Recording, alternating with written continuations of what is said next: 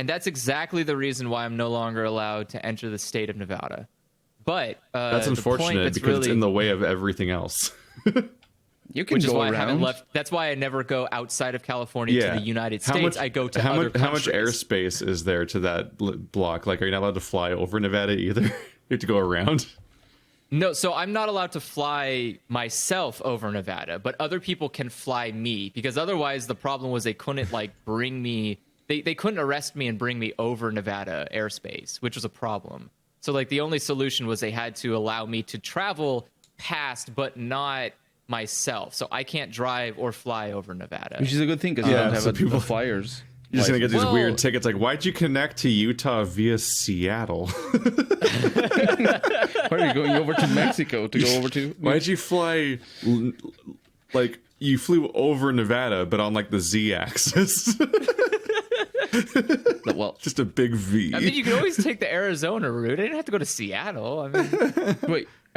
Arizona, yeah. Arizona is north? Welcome to Western United States geography jokes. Welcome to Dialog Choices Podcast, the real name of this podcast, not the other one I said. Not that other weekly podcast you subscribe to that has the exact same name as that. Yeah, not that famous top 10 on iTunes podcast, Western United States geography jokes. Do you guys know all the 50 states? No. Yes? Define no. Yes? Define no. You're the one saying no. No, define KNOW. Oh. That's the crux of what do you mean by no? The names of all the 50 states, as in if I ask you to name them, right now you can name them. I'm not going to ask you to. It would take me a while because I didn't memorize the Animaniacs song. I can do the states. I can't do capitals. I don't know capitals. No, I have no idea about capitals. I remember being a lot I don't know at all. I remember being like 16 or 17, and there's this one episode of this TV series. Nobody has ever heard of it. Really bad, called Friends. And I was watching it, and somebody asks about the 50 states of the United States, and one of the characters goes, I know them. And then they do the whole episode about them not knowing the 50 states. Mm-hmm. And I was like, I will take that challenge. I have no idea how to pronounce half of these because mm-hmm. And then I can't even tell what that one was supposed to be. Exactly. You're trying to say Wyoming or Ohio? Potentially, or Idaho. Oh, no, he said W. He said Y. He said he started with a Y, but then he ended with Ohio. Yeah, I got really lost. I didn't know where I was going. Okay, the point is, at the age of 17, this was 15 years ago. But I can open up like a notepad document and be like, "Give me 20 minutes, I'll brainstorm." No, yeah, I'll get there eventually. 20 minutes, you might get there. I'll just write them alphabetically, so whenever I think of another one, I can check if I already have it yet, and then eventually it'll hit 50. Wait a second. That's what I did because I had to test myself after I went through the map and be like, oh, Montana over here and Nebraska and the Wairava part. Yeah, I guess I would use Excel because then it would be counted automatically because the cell numbers. Flyover states are going to be the ones you forget the most frequently. That and like the small, teeny, tiny cluster of states on the East Coast. Oh, I like those. Island, those are easy. Rhode Island is easy. New Jersey, and all those. Those are Maine. New England.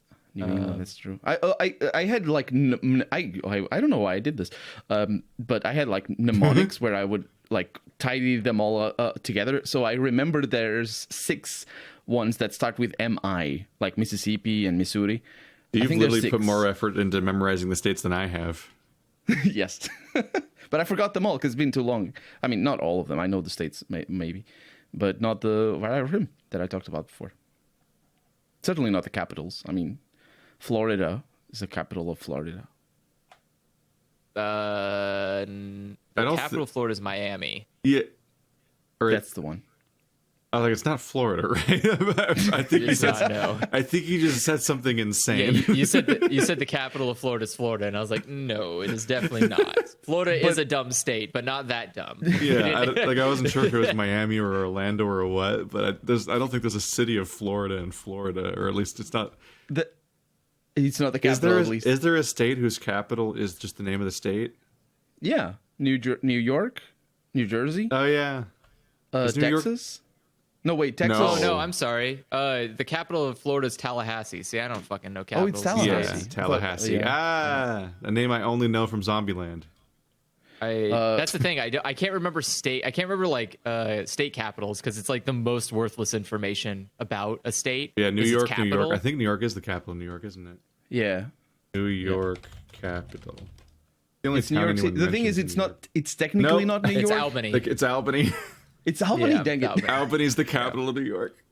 I know there's Indiana. They won't do New York. Indiana is one, and Minneapolis is. Sometimes it's just the big obvious sounding place, so you think it's I know there's capital. one in the north. It's Michigan? No. Like somebody might think that the capital of California is Los Angeles because it's So- the well, big so deal Indi- city, but it's Sacramento. Sacramento, Indiana California. is. Oh no. He's gonna do it. Sacramento, California. Yeah. That's a, that's Such a good voice line. Yeah. It's so fucking baffling. I still don't know why it was what it was, or what its point was, or why it's funny. It's Yeah, just, I still don't it's know a why. complete non sequitur. I don't know why the clones are saying it, but the way that they said it was so great. Like, Yeah, it's just. it's a great voice line, but I have no idea. There's just a bunch of weird clones, and they keep saying Sacramento, California. Sacramento. Sacramento, California. Probably There's just so much funnier detail because to we're that. like, hey, that's us. We're there. Ish. Yeah, well, yeah, it is funny because it is our state capital, but we also feel like personally attacked. it's funny because they weren't in California saying it. So like it's weirder because they're not even in The California game saying takes it. place so in the context Colorado. is, yeah, so the context is like, what? What are you? Why are you saying Sacramento, California here? I don't even know this. I don't even know the capitals of of Colorado, but I know it's not Sacramento. Like, what are you doing? Like this is is this a reference to the first Wasteland that no one played? Yeah. Probably. It's available Indiana's for free. capital is Indianapolis, which is Yeah. That's the only one that I Really? remember. I feel like Indianapolis is a way better state name than Indiana, which Is Oh, yeah, Indiana that- related? That is like the same state name, but it's like with a city ending. I also yeah, thought they there just might be added, like they I just also thought added there might be city like in. there might be like it's- a capital that's like capital name state name city. Like Mexico Yeah, 'cause I was City, gonna except say, that's 'cause Mexico, but you know what I mean? Polis is just Greece for city. I almost So moved Texas- 'cause I almost moved to one of Texas is those. I Texas, almost moved right? to like a place, a state name city, but I can't remember what it is Oh. now. But it's that one that's Texas is it's, Boston. it's the weird one that it's not a capital because it's that one weird city where it's on the border. Boston. No, Denver is Boston. It's all border. What do you mean all border? There's It's the Wyoming up there. there's a city in the the Midwest or whatever that's like the Mid-East. I don't know, near the South. Cayenne is In the middle of the Wyoming. country, there's a city that's named after the state, but only half of it's in that state because the other half's in the other state. Oh, yes. It's I've heard of specifically this. that They city had where some businesses political- there's grants to encourage people to move to their state for business reasons. So if you move your business to their state, then you get a grant. But both states offer that, so people move back and forth between the two halves of that city every few years because they're in the same city, but they're moving states, and that gives them the I grant. think it's Kentucky. It's Louisville. No, I think that's the one. It wasn't That there might- like a political it's- kerfuffle. it might also have like, a that, but couple no, years ago? it's like Ohio City or like state Is name it? city. Oh, Kansas Austin, City. no, It's oh. Kansas City. There I you almost go. I almost moved to Kansas City a while ago, a long time ago. I Kansas and, City. Who owns Kansas City? think it was Kansas City. Fuck. The capital of Kansas Oh is Topeka. no, I hit okay. It's F11. Ooh, Oh yeah, Kansas City is between Kansas and Missouri. Yeah, it's like Yeah. actually owned by both. What a yeah, what a weird situation to be in. Borders are a dumb fake. Wait, did they put the border across the Mississippi River? What kind of who did this? Is this Lewis and Clark? Swear to God, what kind of idiot did this? Lewis Clark, we need to speak. Yeah, Well, who the it's- hell makes a stupid Well, it's the border Mis- it's- based on a? a lot of rivers are borders, which is a problem because rivers move. But rivers change. Why would you Exactly. do that? What kind of idiot would do that? Admittedly, it's in the middle of a city, so all of the borders of that river are like cemented in place at this point. Oh yeah, it God. seemed like a good idea since they named the city Kansas City, but it's owned by Mississippi. Yeah, or Missouri. Wow, real good job there, guys. I found the only state that has a city with the same name. It's Oklahoma. Oklahoma City. That sounds right. Yeah, it's the only one. What? Every other state, if you exclude Indianapolis, Yeah. which is We're talking sort of a capitals. cop-out. Like it's the only one that has a capital that is just the state name city. The state name, as far as I can tell, yeah. Every other Oklahoma one is City. Cities that I've never heard of, which is sort of like that's a bit of a like, especially for the United States. I think people who not very necessarily into political or the political reality of the U.S. they think that maybe it's Los Angeles or New Vegas or New York. New But Vegas. it's Washington D.C. It obviously it's in a state that people never heard about. Well, actually, Washington D.C. is not. It's not even state. a state. It's the District of Columbia, which is just a weird territory. Yeah. Magic zone where like But it's they like really called it it's like a Oklahoma micro state that's just one town, and then the mayor of that town is like the governor of that pseudo state. It's weird, but also in many ways doesn't have rights as a place, so it's just run by the federal laws in many cases, and so it's got a lot of weird fuckery going on with how it works that actively Washington, hinders DC is it a as a mess, place. Yeah. Yeah. I heard somewhere that they were considering putting up to a vote to become the 51st state. It probably has This more is like- population than some of the actual states. Yeah, they're small states. There are fucking nowhere states. There are places where I'm like, why do they count as their own place? Why don't they? Oh, you mean why didn't a couple of these places just merge? You mean like It still wouldn't be as big as Vermont? California and Texas. How big is the population in Vermont? 600,000. That's a big Wow. city. North No. Dakota, largest number of No, churches you per said- capita. Do you know what I could do with California 600,000 people? population. I think 40 million. I think when I checked, North Dakota had less people than Sacramento. Yeah, most likely. Like there's Sacramento- isn't Sacramento- individual cities that aren't even the biggest. They're not even one of the North big cities of Dakota a has state, and they have more than an entire. 760,000 people. That's about a the lot. population of Sacramento. Yeah. Population of Sacramento is 508,000 people. there we go. Ah. I thought Sacramento was like a sprawling city. But You thought it was what? Portland, A sprawling Portland city. is- Like a sprawling as in not like condensed. It's like Los Angeles. 'Cause Los Angeles is 3.9 So million. Sacramento's, I think its slogan is the biggest little city, or something like that. Which is Yeah. that it's there's a downtown area with some tall buildings, but other than that, it just goes in every direction that's my, forever. Yeah. So, but Driving it's also, across Sacramento without traffic can still take an hour. Sacramento is like yeah. weirdly deceptive too, because if you look at it on a county map, it's still not really. It's like it's somehow weirdly gerrymandered into existence because like its shape doesn't make any sense in context of the other counties around it. Because Yeah. like you have like Rancho or not Rancho, but hold on. It's funny how I was joking about counties. geography, but this just became a geography podcast. It's well, I We mean, can pivot. We it's can do it's it. a weird topic.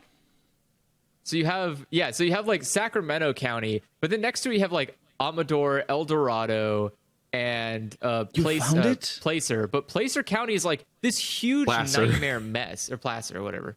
You have Placer that's a huge nightmare mess. But then you have like if you look at Sacramento, it goes all the Hate way Placerville. down. Sacramento goes all the way down like past Solano is technically Isn't that still like part of Plant? Sacramento County, which doesn't make any sense. Yeah, by the Germany way. was just a weird mess. The capital of Washington. California is isn't also so Seattle. spaced out that it actually feels like one of those like gerrymandering charts that you fill out to test if you can like do a gerrymandering on like a grid, because like Do a gerrymandering. all of California is just like here's a town and then here's a town and then here's a town, and it's like in between each town is like a dozen square miles of empty farmland space, so it's just so much free space with no conflicts in between. Except Sacramento itself, which is like so massive that it connects to every connecting town. So you don't even realize when you get to like Citrus Heights or Rancho Cordova and so on that are all like actually not Sacramento. But you don't know when you got there because you just drove through the continuous buildings, and at some point it stopped being the same town. It's like it cracks me up when I look, especially if you look at a county map and you see San Francisco is embarrassing tiny. It's like maybe it's just jammed on one hill and they put a grid on it. It's one tiny little grid. And then you look at like San Bernardino, which is a huge chunk. It's probably like 5,000 San Franciscos put next to each other. And the population is so odd. Like San Francisco's 4.7 million people, San Bernardino's 209,000 people. Like what the hell is going on with these districts? Why are they so weird?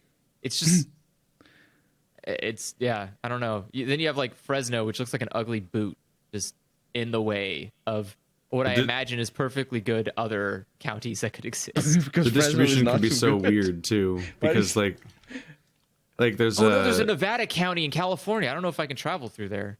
That's Wait, the city in Nevada County is Nevada City. Wait, California. you have a Nevada city and Nevada County that isn't in Nevada. What? it's pretty common. What is Yeah. this? What? A lot of our street names are the names of like other states And or cities. Oh, that's interesting. And guess what the fuck that county's touching? Nevada. It's often just because those words already existed. It happens. And then those I think words it might became happen because places. of migrations. I'm gonna call it laziness. Yes. Because you can see somebody get- somebody didn't give a crap about South California. South California is just huge, giant, monolithic counties. And then you get a little up and you're like, oh, we got to start giving a crap now. So now there's like tiny little counties every fucking which way. And then you go back up north and no one seems to care anymore. Like there's this like small section in the I think middle it's where of we California. started, right? Because the Sacramento area was the gold rush. Yeah.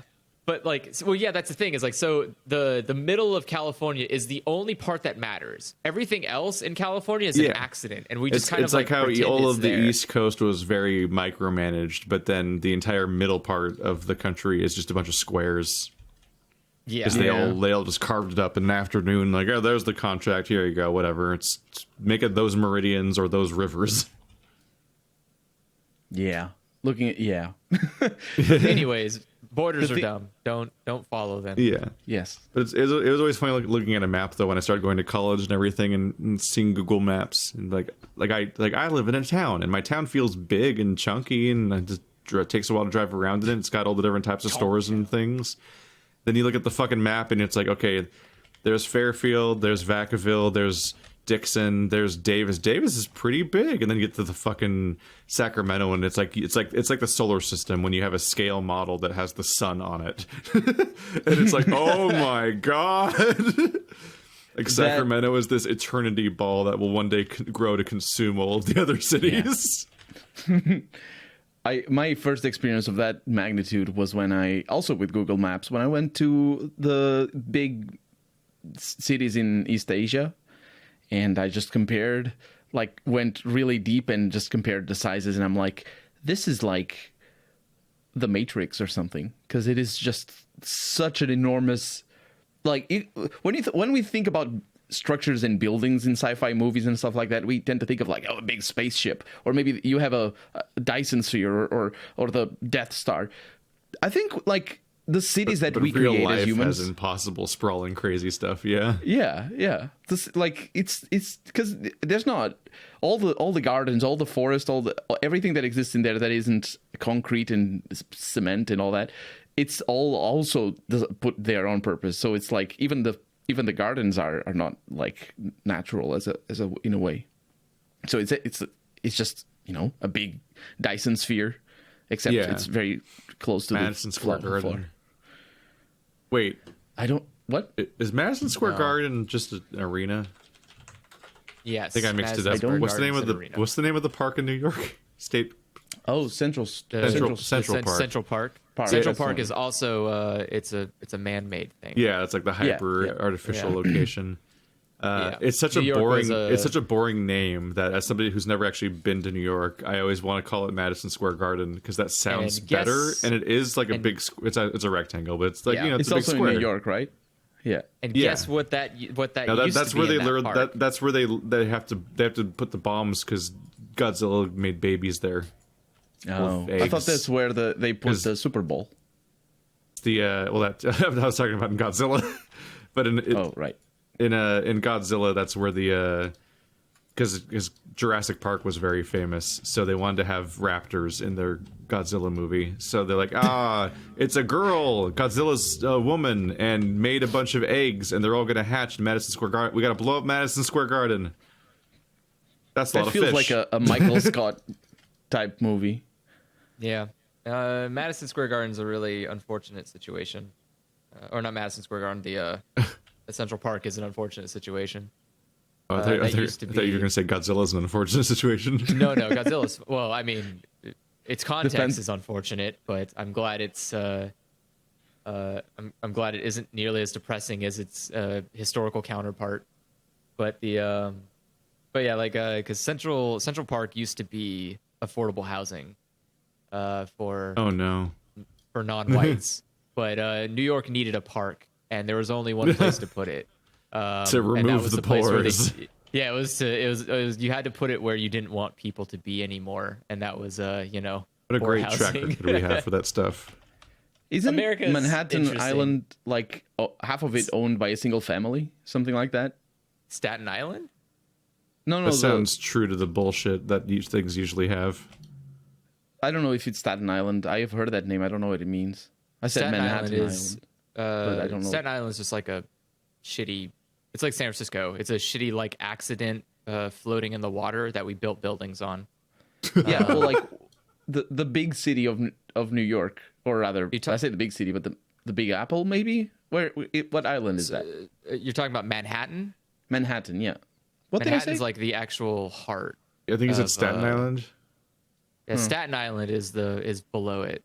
Yeah, So have you played Grand Theft Auto 3, right? yeah. It's the same map. Grand Theft Auto 3 is based off of New York. I know. Very Yeah, small. so that map. So Staten Island's the island at the very bottom of the GTA 3 map. Mm-hmm.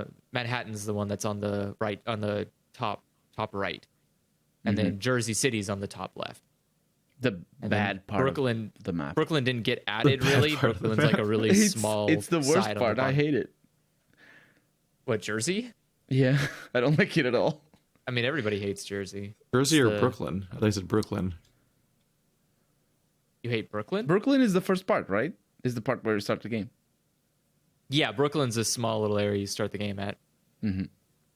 Man, I think at Think that you might age, be talking- you're probably- I think okay, at so you're that age, probably I was talking just about- fucked around with the gameplay mechanics, so I never actually unlocked islands. Are you talking about Yeah. you're talking about Governor's Island? I don't remember the names. Oh. Are you talking like real life Governor's Island? Is that a thing? Yeah. Sorry, I was trying to call back to the original thing you were talking about. Oh, I don't know. That the island that somebody owns. No, I saw like a stat somewhere that like either 2/3 or like half or something of the big island, like the maybe it's just the not the buildings themselves, just the terrain, like the real estate. What is it called when you just have the land itself instead of having the buildings that you have on it?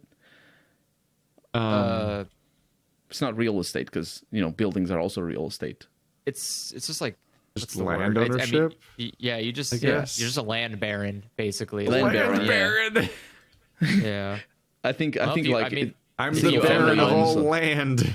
if you own You want land any that land? isn't You built better on, come through me, I think Doctor Land Baron, PhD. I didn't actually realize how bad New York kind of is. Like New York isn't in a place that it should be Sorry, I'm looking at like on a map, and I didn't realize just how much it sticks out into the water. And this isn't like They're gonna catch a cold. this isn't good long term. It is very this cold isn't there. like this isn't going to be a very good long term solution with a Oh no, planet that's going to start having rising tides. Like, That's this not is going to be news. bad news. That's not news. That's everybody knows that. You're all screwed. A large part of your big cities. I mean, I'm in a state where it doesn't matter because the oceans can rise and I'll be fine. But like, New York can't. New York the will East drown. Coast. Like, the East Coast they're is gone. yeah. Which is why I think it's the what's the Oh, no, they're CIA? not I gonna think it's have the to- CIA. Which is why the CIA considered up until 4 years ago considered global warming as a security threat because of course it is, and then it didn't consider anymore. Well, because now we can move the stock market easily. We can just pick it up and move it somewhere else. So it's not a big that was issue the only anymore. part that mattered. Everyone else can. That's just the poor. Is we build parks over them. Well, it is Brooklyn and Queens. It's not a part that the country cares. Besides, primarily don't you too think much that even if the about. water did rise and the houses were threatened, wouldn't they just sell? Let's say I mean, yeah, Canada is right there. They probably would buy. Let's say them. global I warming is doubt- true I doubt- and the water levels are really going to rise. Wouldn't they just sell all of their property to Aquaman? You think about that? Did you? They would. Libs. yeah. Wait, what would happen? What's going to happen to Rikers Island? Is that just going? Oh, Rikers, isn't that a prison? It is a prison, but Abolish it's an it. island prison. Abolish it. Well, don't abolish it because Isn't Abolish. Rikers like one of the worst prisons in the? Abolish twice. no, the Keith, entire that's not why country? Batman made a reference to it and being the terrible, crazy asylum that people want to break out of because it's a bad place to live. No. Oh, yeah, you mean Rikers. Arkham? You mean Arkham Asylum? Are you Yeah, saying Arkham Asylum is just Rikers Island? It's not. Are you which saying is just Batman a is name political? stolen directly from Lovecraft? you can't say Batman is political? How dare? How dare you? Batman's only political. His existence is made of politics. There is no bat. There is only politics. No, I almost said the documentary. The Politic man. the HBO series The Night of is basically entirely about Rikers, if I remember correctly. Yeah, that's what I learned about. Yeah. That's got Riz All Ahmed. right. I'm gonna throw a very hot take for people living in the New York City, but you have two islands. One's named North Brothers Island, and another is South Brothers Island. I don't know who these fucking brothers are, but they need to get their shit together. This is a stupid name for an island. Get No, your that's name- good. I get will your name defend them. better. I was will expecting- defend them. I was expecting to find out that they're not in the correct directions. Yeah, that's like would be They great. have a north and a south. They're all, the right way around. It's all good.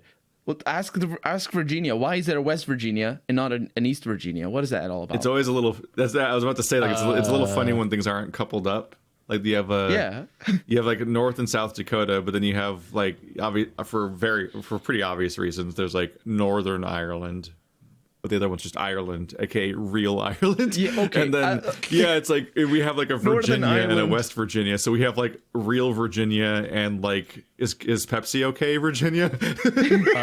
No, we have Virginia, and you want the racist Virginia? That's the two different Virginias. Virginia is West not? Virginia is a terrible place I to know go. that. I know Do that. not but go to West Virginia, not unless you're the whitest person imaginable. Your son needs to be like Twilight bleached if you're going to go to West Virginia, or you're not going to have a good time.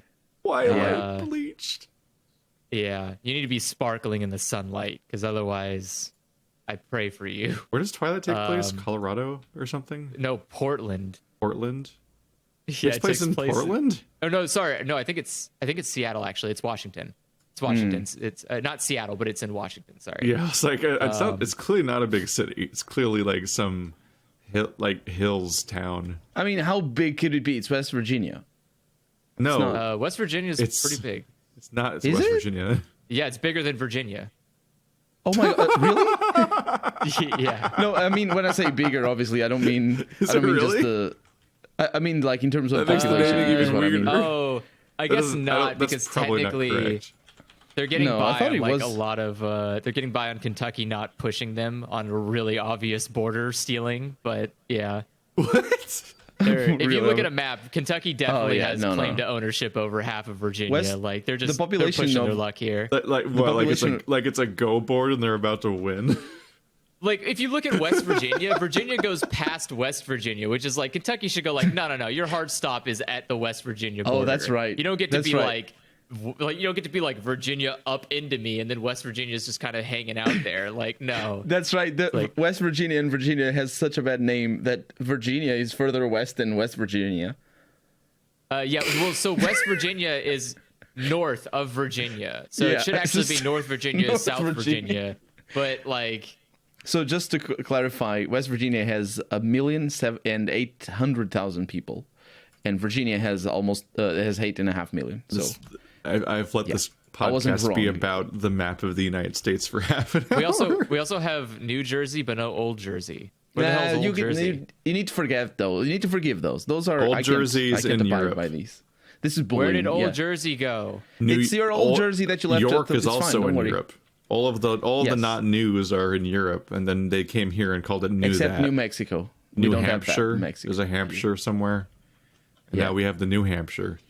We have it's a really Mex- bad naming scheme. Yeah, there's also New Mexico. We just extra isn't silly in because Europe. Mexico was also new. Is right next door as well. Oh, Mexico. No, Mexico isn't new. Mexico is really old. It being a place called Mexico was new though, wasn't it? Oh, that's true. Different people used to live there in a different situation, That's and then, true, that's true. and I then think it's the colonists city. made it Mexico. I think it's. I don't know the history very well, but I think it's the city, and there's like a certain people that lived in that city, and they weren't the capital or even the biggest. I mean, there was country there was natives all throughout Yeah, Central yeah. and North and South America and so on, and then it because got, there's another name for the vast majority love- of the empire that lived there. I love how you It's- look at the United States and you go like, "Wow, what a the fucking Aztecs mess." and the then you Incas look and the at, Mayans were all somewhere. and then No, you look no, at it's Canada. unrelated. It's a different name. It's like it's different. I think there's still cities that they have that are named after that empire. You're talking about New Mexico? No, Mexico itself. Like the what empire existed there when like Well, which the empire? Spanish? There were several. Do you there mean were the several colonists or yeah empires. before the that? Spanish came in. Before the Spanish came in, basically. The Aztecs, the Native Americans, the Inca. The Native Americans the- aren't a group. Well, you know what I mean. It's like tribes. yeah, There are many nations. Native American tribes of some kind were living. it's like down there. it's like when you There's- say what's it called? But that's what I'm saying. That what are the names? Which one? Oh, Well, I'm- they're all gone. They they're all died. No, they're not. They're not. They're given history erasing names Yeah. like Native I American bet or you- what do they call pre-Christian religions again? oh, I don't know. Pagan. Yeah, There's pagan, which is animistics? just like an No, an pagan is a amalgam that specific erases term. things. That is a specific term used these days. Wait, there's an Different Alamo from City the in historical. Mexico. But it's used to There's a just what? group everything that isn't Choco Christian Mateo. that it replaced. Yeah, just- but then if you're the serious historian, you don't use that term. Don't we have? Yeah, an but It that's- used to be Alamo in used like Texas? that, but Here, serious historians get talked over. that's How- true. Isn't that confusing? Okay. I can find the name. I will find the name. I mean, it's definitely probably not the city of Fresnillo de Gonzales Echeverria, which I think that's named after a guy that came way after the colonizing. Did you just say gonna- Che Guevara? No, it's. Oh wait, this might be a city named after an old empire. Is Zacatencas? Zacatencas? Is that a Tien attack? It's. I mean, Special beam cannon? it's close. They have a. They have a lot. Wait, okay. Sorry, you zoom in and then like everything is named after people. So, all right, great. Like all the counties in the town are named after people. Where it's like this is Fernando Ponles Escobano and Ricardo Flores Mago, and it's like Welcome to the town of Steve. why? Steve, I'm Yeah, sure there's like, a town with that name. I mean, one There of them has is to be. named Benito Juarez. Like, come on, man. I don't know Dude. about the people that lived there when the Spanish came. It might have been the Aztecs, and I just I'm remembering different names because they have different Well, names when you play. Mexico's huge. There was a lot of people living Yeah, in yeah, Mexico. yeah. because they have And- different names when you play Europa Universalis. And then I play them and their names show up and I'm like, oh, I'm going to look them up on Wikipedia, see what's all about them. And then I forget half of it and the rest gets mixed up. And I then go on into a podcast where I say bad things, wrong things. Red misinformation. Do it. You're the on the real fake internet. news. It's what it's for. The I'm more fake news are upset. here. You found another thing to be upset about maps. Yeah, I'm upset. I'm continually confused how there's more to talk about.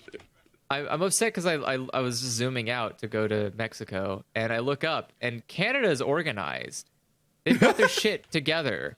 Like, all of their borders make sense. They have, like, a small amount of them, and it seems Small amount of borders. Like, look, yeah, they have, like, if you look at Canada and its borders on a map, look how well placed they are. They're, like, in nice square shapes as best as they can be That's without the not United okay. States being a fucking That's pain not in the good. ass. Mostly But just yeah, because a lot they're- of it's empty. Yeah, so they're just like marking it off. It's really nice and neat That's- and that's orderly. actually And then you true, look at yeah. the United States and it's a fucking mess. Someone just sneezed drawing a map. What happened here, guys? Well, most of But that- most of the population but of that's Canada lives within like an hour of the border to the United States or whatever. Maybe larger. But that's than that. also So, a like, huge problem. like in, to the in north. Canada. It's just a bunch of like, we claim this empty snow. we claim this empty snow. That's not true.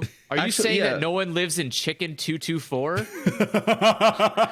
What the fuck? Or are you going to explain to Chicken 225 that they have no competition? Chicken 224? Is that the name of? Yeah. They just have non-names. I have no idea. I wasn't I do know ready for that. I do know that in Canada, the specifically the state or provinces rather, the Oh, delineations shit, are there's a a big Chicken problem. 226 as well. Oh, fuck, it's getting crazy up in here.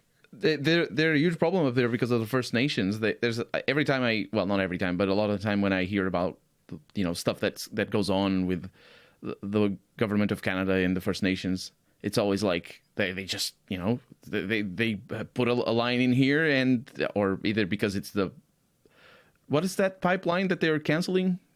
There's a lot about it. You can hear what's the one Ridgestone? That's not the word. Are you talking about the one in the U.S. or Canada? No, isn't It there a might be in pipeline connecting both, Canada? for all I know. Yeah, it's in both. Yeah, Then it's probably the Ridge. Yeah, I think it's the Ridge. something Yellow Ridge. No, I don't know. I always forget these things. yeah, it's either way. The point is, I hear some I adjacent can news, Probably and find it quick. apparently there's a lot of problems with the borders in Canada. So and like you can just guess because you can look at them and they're like, yes, they are very round and nice, and also drawn by Americans because they're round. Keystone Pipeline. Thank you, Keystone Pipeline. Yes. Chicken 226 is much better than Chicken 224. I don't know what you're talking about, Andrew. Wow, it's just like Team Jacob. Have at it, Why? foes. I mean, that is the unfortunate side is the poor. What do they call it? What does Canadians call them? First people. First Nations, yeah. First Nations. Yeah, a lot of the First Nations got like the same, very unpleasantly dismissive and unhuman treatment that the Native Americans got from us. Well, yeah, just because it's called Canada. Yeah, that's true, actually. The very existence of the country means whoever was there sure got fucked. Are you implying that Alberta wasn't a name that the First Nations people used to define their region? My grandfather was called Alberta. That is the weird. That is It was one of the weird, gross things among many of the United States is that like the entire country, so many of the states and regions and cities and so on are named after. I use the names of the people that were displaced. Yep. They're not. They're not from second. the. That's why they're difficult to. Why would That's why they're difficult to, like to read in English because like Connecticut and Tallahassee. Why would you I think put it's British Connecticut. Columbia on the furthest side? Why would you put British Columbia closer to actual Britain? What a weird decision. You should swap. Because if it's closer to Britain, they don't need to call it British. They just call it Columbia. Well, yeah, but that means that British people have to travel even further to get to it. Why didn't just wanna swap go it with there. Quebec? What the hell is this? Quebec can be over here. Andrew's There's nothing even overflowing in with Quebec. map opinions today. We need to get Canadians up in here. Oh, sorry, I forgot Quebec has.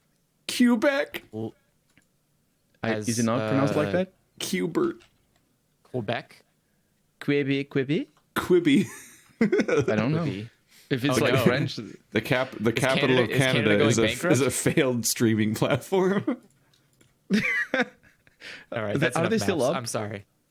All No. right. Well, I think Quibi is still available, but I don't believe it's. I did have a topic in mind. I didn't expect Yeah, to what's start the it. topic? Let's do it. 40 Let's do it. minutes in after we talk about. Sorry.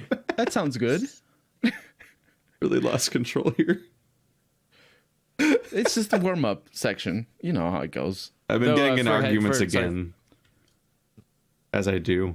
I Okay. was like, let's talk about this thing because it's something that I think we all have in common. Is not the arguments so much, but the topic of them, which is why are you so critical of video games in your content? Don't you know you'd get more viewership if you weren't critical instead? Oh, Thoughts? is it actually true? I think maybe before we go It's to just, the well, first of all, people love to just state their personal preference as being the magic bullet for how to get your whole channel to do better is to personally Yeah. just do what they do want. what they like. Because they didn't like your content for one reason or another. So if you just appeal to them, they just people love to just make it the argument that whatever their opinion is the majority. Yeah, Kind of like how with the Marauder stuff in Doom Eternal, where it's just like the entire reputation of that game was built entirely around people hating the Marauder, but everyone in the comments will be like, "Yeah, no, everyone loves the Marauder because I love the Marauder, but I can't just say my opinion in a vacuum and be secure in that. I've got to make the larger appeal that everyone agrees with me." Is a lot of that. But I think we all get pushed back for negativity as a concept, even if it's not any kind of consensus. I think I- that there's an understandably annoying way to approach critique. I get that nobody wants to like get their pants pulled down and pushed over and then laughed at by the crowd, being like, your opinions are shit and you should feel like it. But there's definitely like times where it's really hard to express in, especially when you're in the middle of Let's Playing.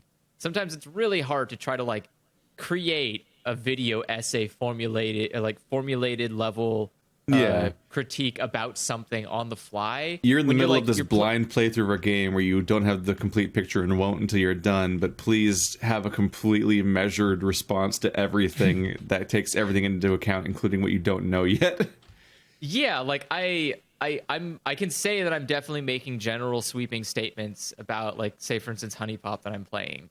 And when I'm saying like it's a shit game and it's not redeemable. I haven't beaten it yet, and I can't guarantee that it's not. But I'm pretty confident in my assertion. Like, I don't really feel like I'm being a little unfair. Like, when I play, I can play a Sonic game, and in the first, like, 5 minutes, I can probably determine if the Sonic game's shit or not. I don't need to, like, get the full picture. I didn't need to beat Sonic 06 to know Sonic 06 wasn't worth beating. Like, that's not how this works. But there are definitely times where I can see why people would be really defensive, because some people have like they just play a game and that's the game. That's their game. They play it barely forever think and about it the ever. whole time, and then they're like, "Wow, Yeah. Zero Escape has a great story." And you're like, oof.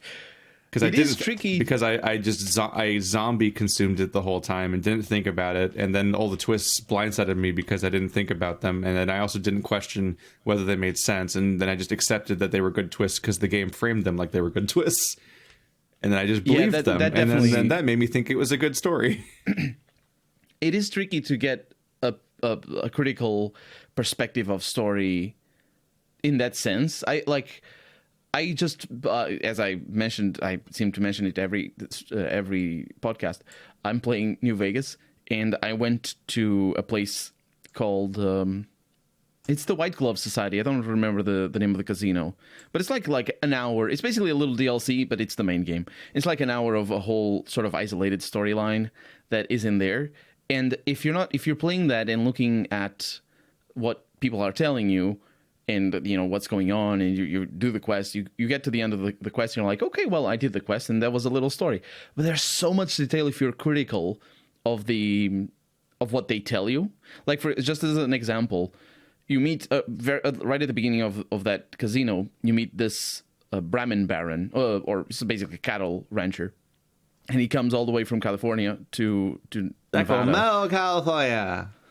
I don't remember where exactly, but he goes all the way there to meet with this little casino, and he says that they control the food distribution around here. And when I heard that, like, he says it confidently, and he is confident about it. That's in character, and that's correct for him to say that. But he says it confidently. So if you're not being critical, you don't think about it. But then if you are, you think, wait, do they actually? I mean, they don't. Like, the NCR, like the big factions, they control the food distribution, even inside the city. Most of it comes from Freeside, or the other part of town, basically. So it's not correct when he says that. But because I had that sort of criticism, it's not really it isn't criticism, it's just a critical mind. I had that at the back of my head. And later on, I talked to another character that puts it in a different perspective. She says, we have him here because we need the best food in town, and our food needs to be the best in town because they're all uppity, and they're like, we need exclusivity and all that, and we need people to look up to us and want to be us and all that. So she's very, very stuck up. But the way she talks about it, basically what he means by they control the food around here, what he means is that they control the very good food around here. They're the only one that have the food. But he says it in a way that you don't get that if you're not being critical. You don't get that little subtext. And the whole White Glove Society, I thought, was incredibly well written, but I could only get there by being critical of it, by looking at it with an active eye instead of a passive eye. And that happens a lot in games. Doing that live, that's very difficult. Yeah, that's kind of the point I'm trying to make. Is like it is tough to. And again, I get why people would be so knee-jerk reaction to that kind of assessment of something really quickly, is because they assume, most of the time these people are coming in with way more insight than you are in this like first or fifth episode into something. Yeah. And they've like played the game 7 times. They know everything in and out of it, and they're seeing this like dismissive of the game, and it's like, oh no, they're not going to get to the part where I think is going to be the critical point where they change their opinion and come to like it. They always think there's going to be a magic moment where you're going to completely have a different opinion. Zero Escape is a perfect example of that. People there's always this like, there is one of the games is going to be the one that makes us like Zero Escape, and it's like, no, you don't get it. It failed from the moment it started running. It literally ran with its shoes tied together, and it will never recover. Like, you cannot make a good Zero Escape game because that is hypocritical to the, like, that's, I don't know, you just can't. If the guy who wrote 999 is in any part of producing the other two, you cannot make a good game then. He can't be there. He is the crux that's keeping that game in the dumpster. Like, he can't write a good story. I don't know, maybe like, AI Somnium Files is Game of the Year. Yeah, because, and then the best part was, the guy who wrote Zero Escape, such a good writer. Let's put him with the guy who wrote Danganronpa, such a good writer. I was like, are you like, what is wrong with you? How do you build it? Could you imagine someone making a factory that all it does is produce poop? Like, that's what you've done. You create a factory that just creates poop. How did you do this? It's like, but they're going to come together and make an interesting story. I'm like, let me guess. It's going to have a bunch of ass-pull bullshit sci-fi crap and way too many characters I'm not going to care about. And it's like, 999, it's that. Like, 999 worked really well up until the moment they started to assign different made-up names to everybody right in the first group meetup, when they say, my name is Clover, but I'm just going to go by, is she the one that changes her name immediately? I think her real name. I think Clover's her real name. She like gives it away. It's her real name. She just goes by Clover. 7? What was the name? There was that guy that's annoying. 7 didn't know what his name was. You're thinking Santa. Santa, that's one. There's a guy that calls himself Santa for hard to explain reasons. I think that's when the game showed its first hand of No, okay, remember, this is how it's going to because be. Santa says ho 3 times. Ho, ho, ho. Wow. There's a lot of badly Was he translated pointing jokes, around the room? Remember that brief window Wow!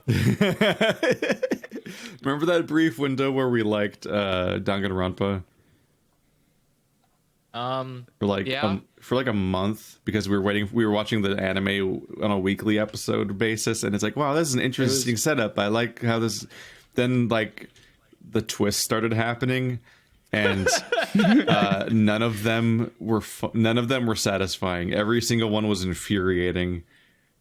Like it would, like I don't feel like randomly spoiling Danganronpa right now, but it was just every single one felt like a completely insane ass pull that came from nowhere, and there was like 10. I feel like there was like a 10 of them in a row, and then it was like, this is all right. It's like Family Guy jokes where they're just non sequiturs, but they're supposed to be twists. There's a lot of writers like that, isn't there? Like they just feel the need. Danganronpa like kind of did like a weird Gurren Lagann version of it, where it's like, all right, we're gonna keep going until we get to the penultimate twist, and like the final twist of it, which is like revealing who was behind it all, was like, that was very infuriating. But there was also several really bad ones before that. Yeah, where I'm just like, you're just like, all right, I was kind of already checked out, but now you kind of just shot me in the back of the head, and I'm gone. Like I can't do this anymore. Wow. I'm out. Like, how am I supposed to take this with a serious face? What the hell is this shit? Because Gurren Lagann is some people ridiculous from the claim start. that the game is better, which it probably is, if for no other reason than just having more. It's so just it's longer. like not as yeah, rushed. they just have more time to not rush to a Not shitty only ass are full ending, not only which are is the like, twists forever spoiled, but also I kind of don't believe them after all the other times they've said that. Yeah, that's the always the problem. crux. Like, it's not just about, you can't just fire the writer. You need to fire everybody that thought the writer was good. Yeah. All of them need to go, shoot, no more. well, like, I mean, you can't get rid of Spike Chunsoft. Who else is going to make bad visual Did novels? he, If did he they're like gone? 999? If he did, I mean, I got bad news for you. No, what I'm saying is, like, there's this weird need that I feel some writers have of just we were sort of talking before we started recording. We were sort of talking about it a little, or I was thinking about it when we were talking about Doom Eternal. Of course, this was off camera. There's the need of writer to come up with more stuff to tell, and just, oh look, and now this stuff happened, and now this stuff was different, and I bet you didn't see that coming. That's not how I don't think.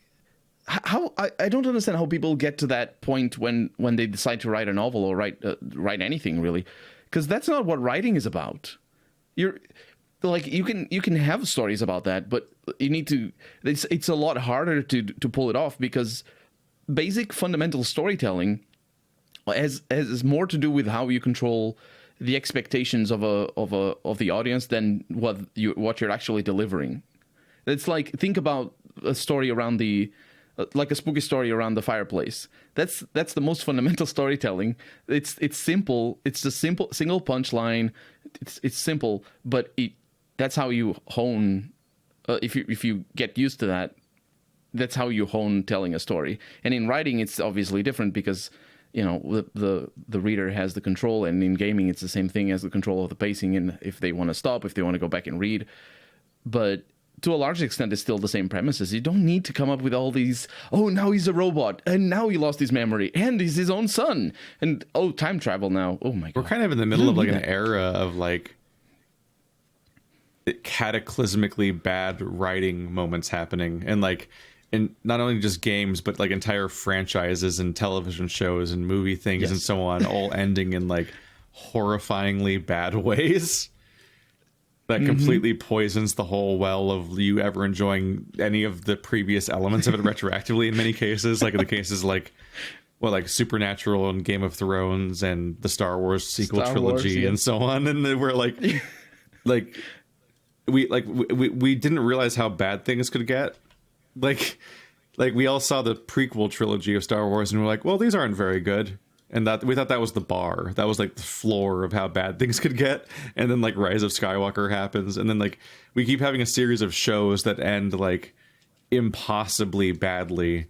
And then thinking we're done, only to have another show 6 months later end impossibly badly again, and so on.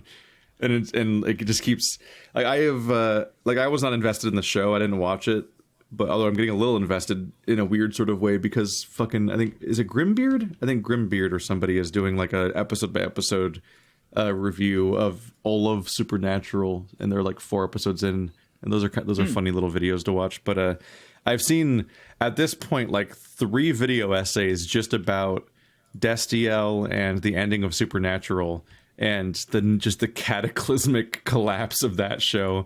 And then you have Sherlock, which I experienced firsthand.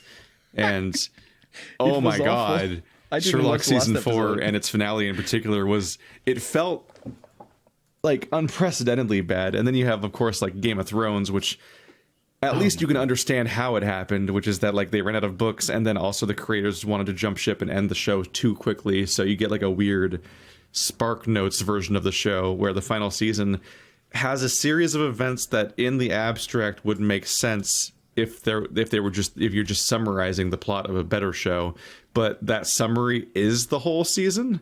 Like it's just bullet points without connective tissue and earning the events that are happening, and it's just a you So by the time you get the ending, you're like, "What?" It's not as bad as Sherlock, though. It's not as bad as Sherlock, but it's still pretty incredibly bad. And then you have Rise of Skywalker, which is Sherlock tier. Like it is very much that level of like how.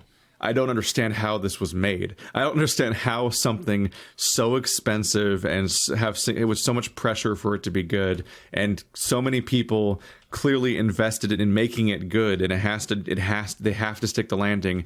How you all collectively shit the bed this hard. And there's been so many of those lately that it makes me gun shy about all of media in some ways. Like one of the only things is like Better Call Saul is like the only show on TV I trust to not fuck it up. Let's see if this goes on fucking poorly aged Blinks the Cat Twitter account. This fucking this fucking podcast quote just goes right on there. But I don't think it has happened with games too much though. I think not in the sense of.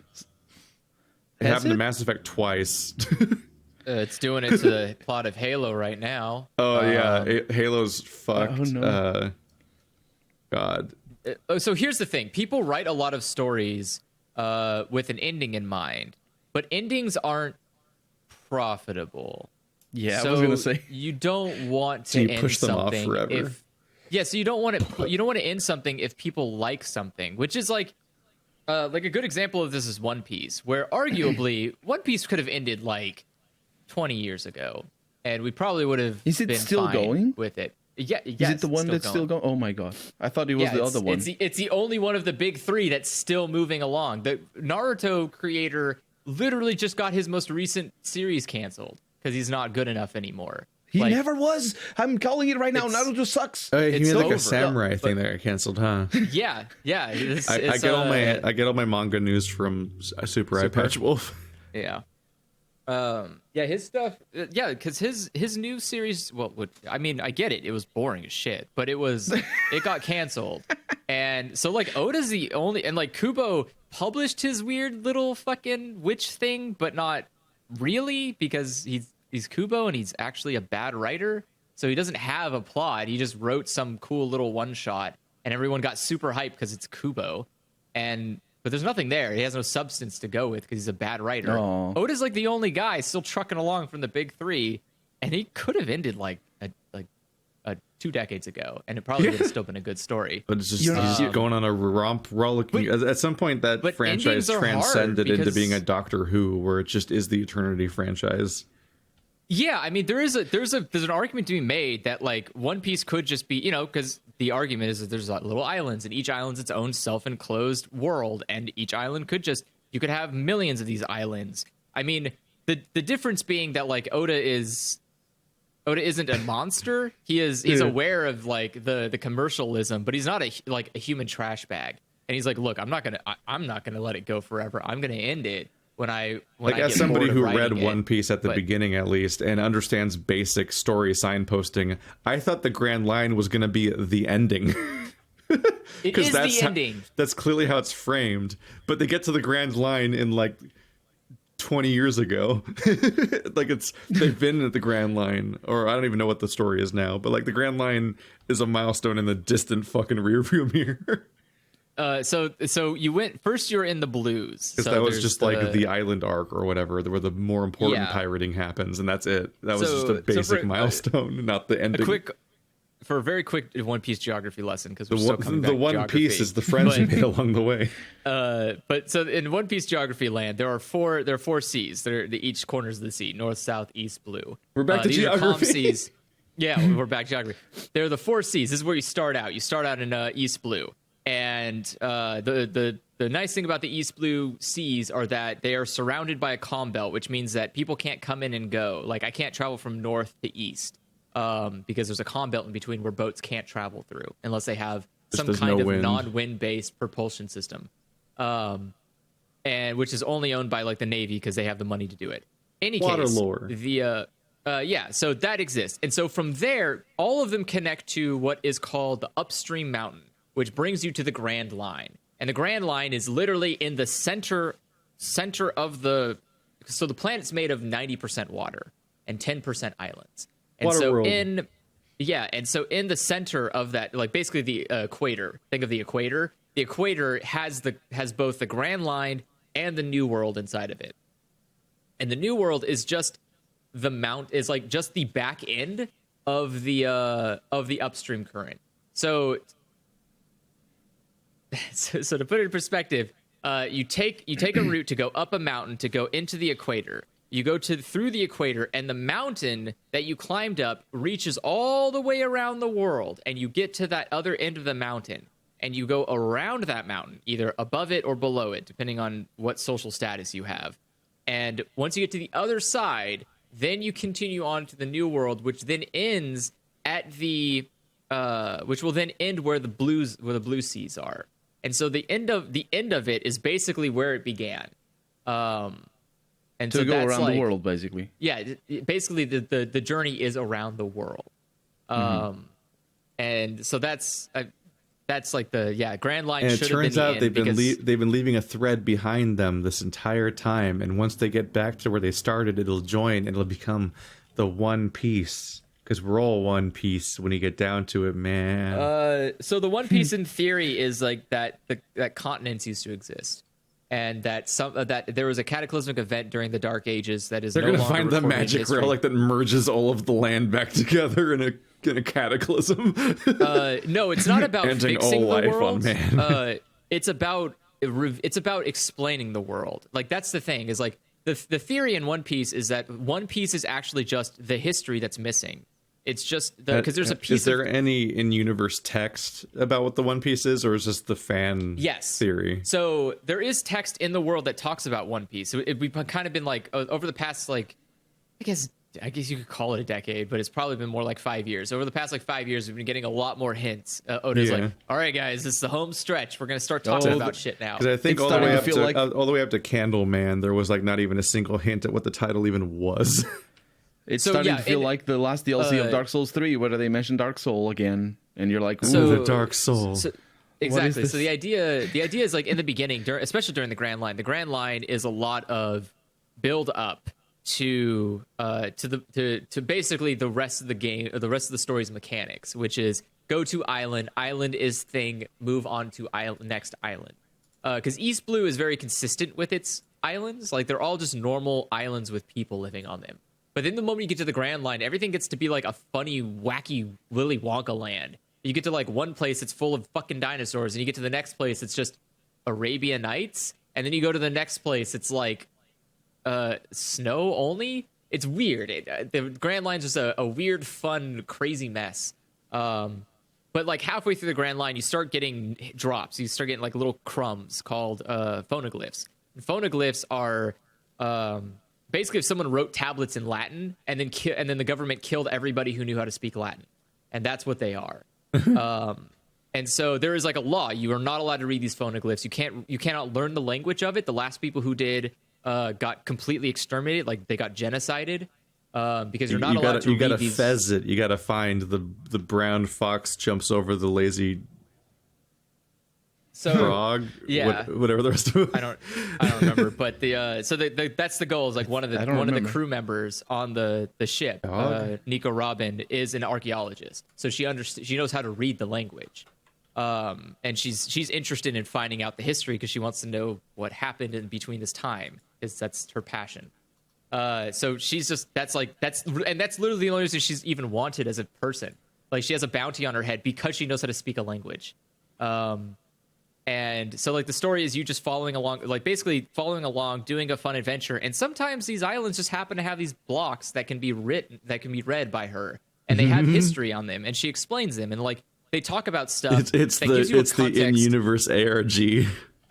Yeah, they give you like context about this world that like sounds really fucking cool. Like people lived on the moon, and those moon people showed up to the Earth, and there was a war, and the war is like something, I don't know, no one knows what happened, and then the world government existed. Like that's it. There's like this weird stretch where like, all right, well, we descended from moon people, and then we had these 3 weapons, and then the world government existed, and then that's it. And then there's like this huge gap in history of like, well, what happened with the weapons? Who used them? What do they mean? And like everyone has different relations to the weapons. Like Frankie, when you meet Frankie, he has the blueprints to one of the weapons. He has it in his body, just the blueprints to build a world-ending, devastating weapon, and he just burns them. And like, there's no questions about it. You don't follow through. You don't ask like, well, what was that? Because the characters don't care. The characters genuinely don't care about this weird external world. Yeah, like it's a lore that doesn't affect the story of any of the actual people that you're following. Yeah. So it's just like incidental. So it's but it's like fun little background stuff. And the goal here is like the ultimate end of the story of One Piece is always going to be Luffy has a fun fucking adventure. He gets to be king of the pirates. His dream comes true. That's the whole fucking thing. Like wait, he's been at for 20 years. He still hasn't become the king of the pirates. No, there's a lot of pirates. The shit out of a lot of people. Yeah, there's a lot of pirates. There was that one like musketeer guy that could cut his ship in half. I mean, right now. Luffy is literally beating the United States of America from their ownership over Japan. Like, that's what the plot is. I thought there was a world government. How does this?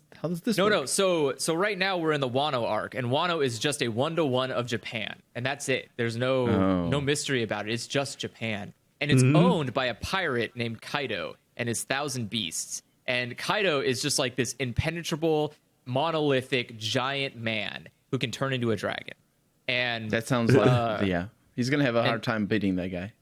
And that's just the United States. There's no ifs, ands, or buts about it. It's not a hidden allegory. It's very blatant that the idea here is that this unwanted intruder has come over and ruled over Japan, and it's his existence has caused Japan to lose being an interesting country. It's and a little. I wonder what kind of cultural.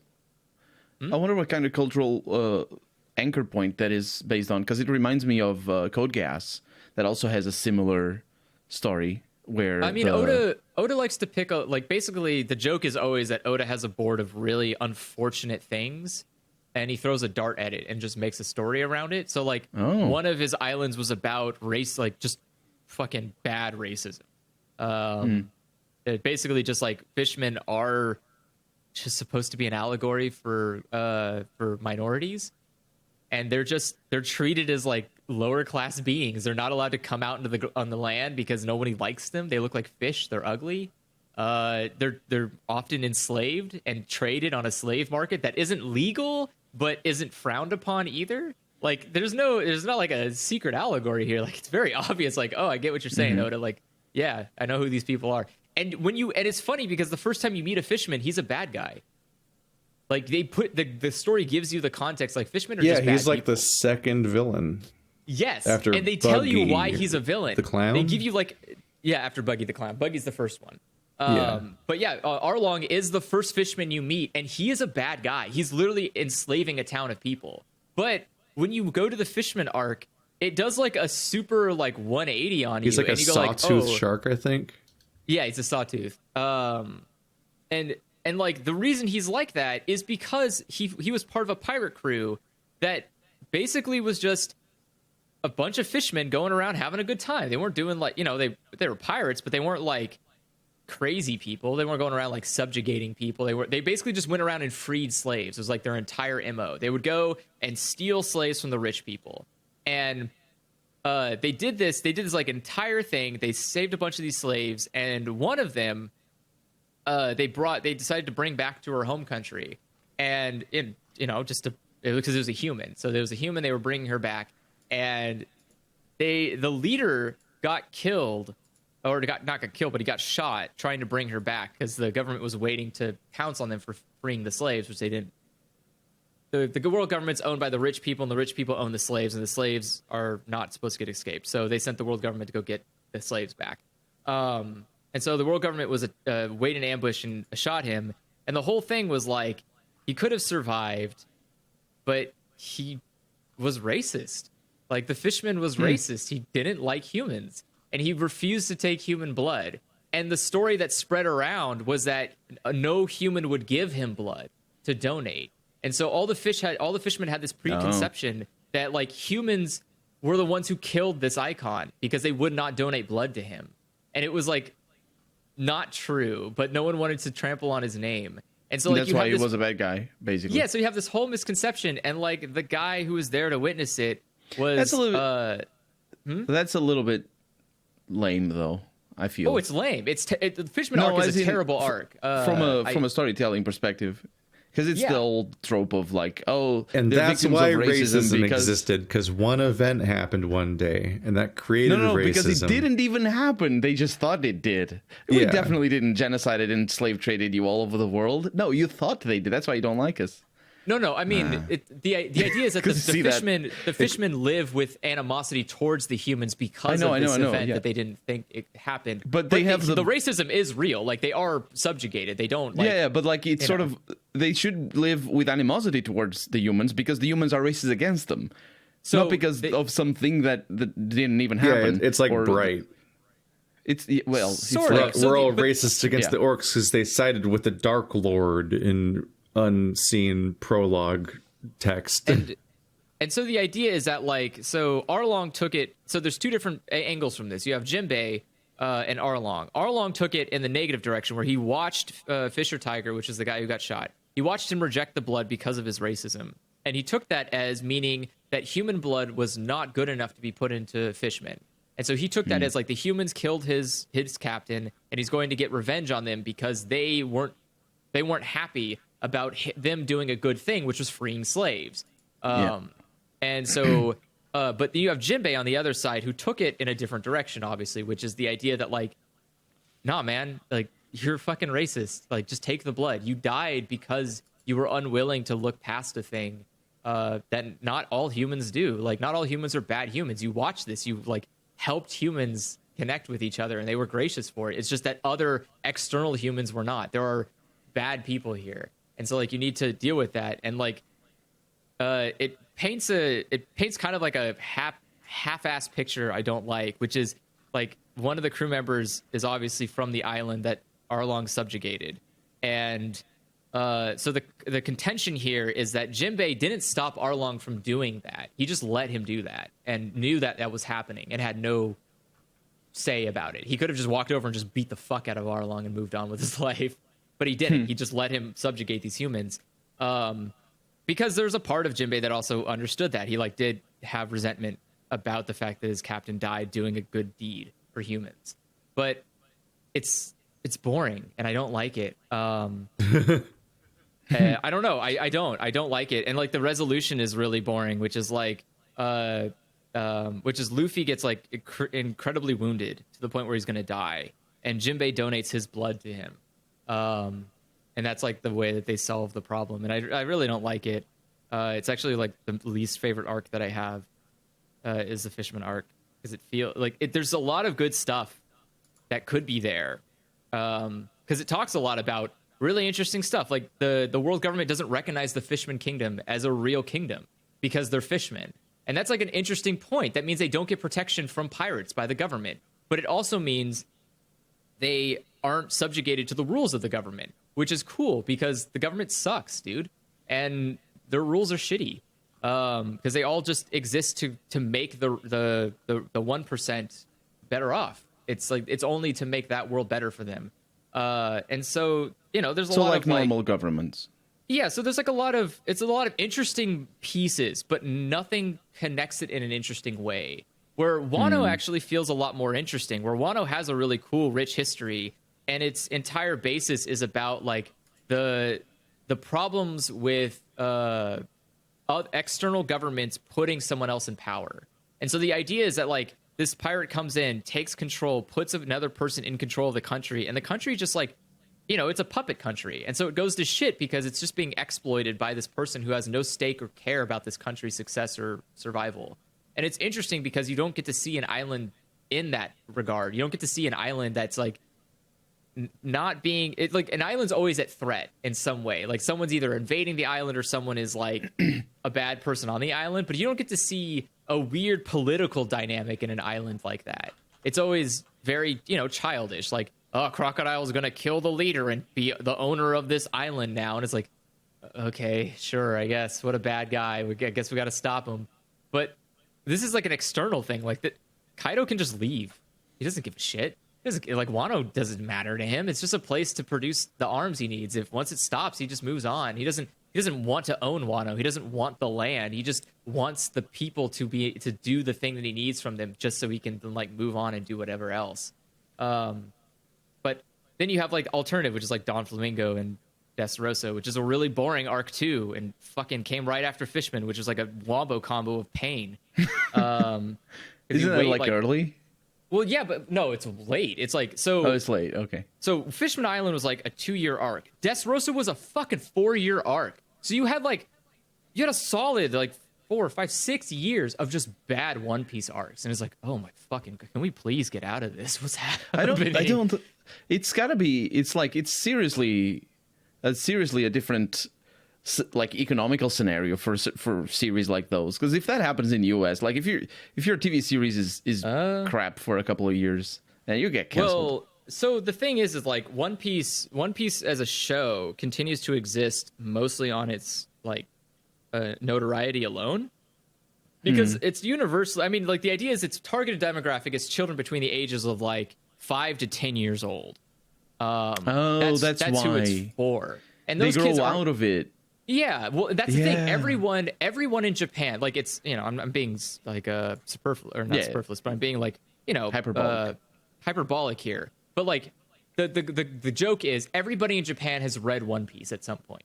Like it's at the point now that it's been going on for so long that everybody has at least read a chapter of One Piece, and that is important. That means something. Like that's not a thing to scoff about. That'd be like saying that everyone in the United States has seen an episode of The Simpsons, and that's crazy. It's actually, that's a good point. The Simpsons is kind of analogous in many ways. But not every American has ever watched an episode of The Simpsons. But like there is a thing to be made that like, yes, trust me, I'm positive there are some people who just don't even have cable in this country because we just have fucking problems. But the you should have public television because that's.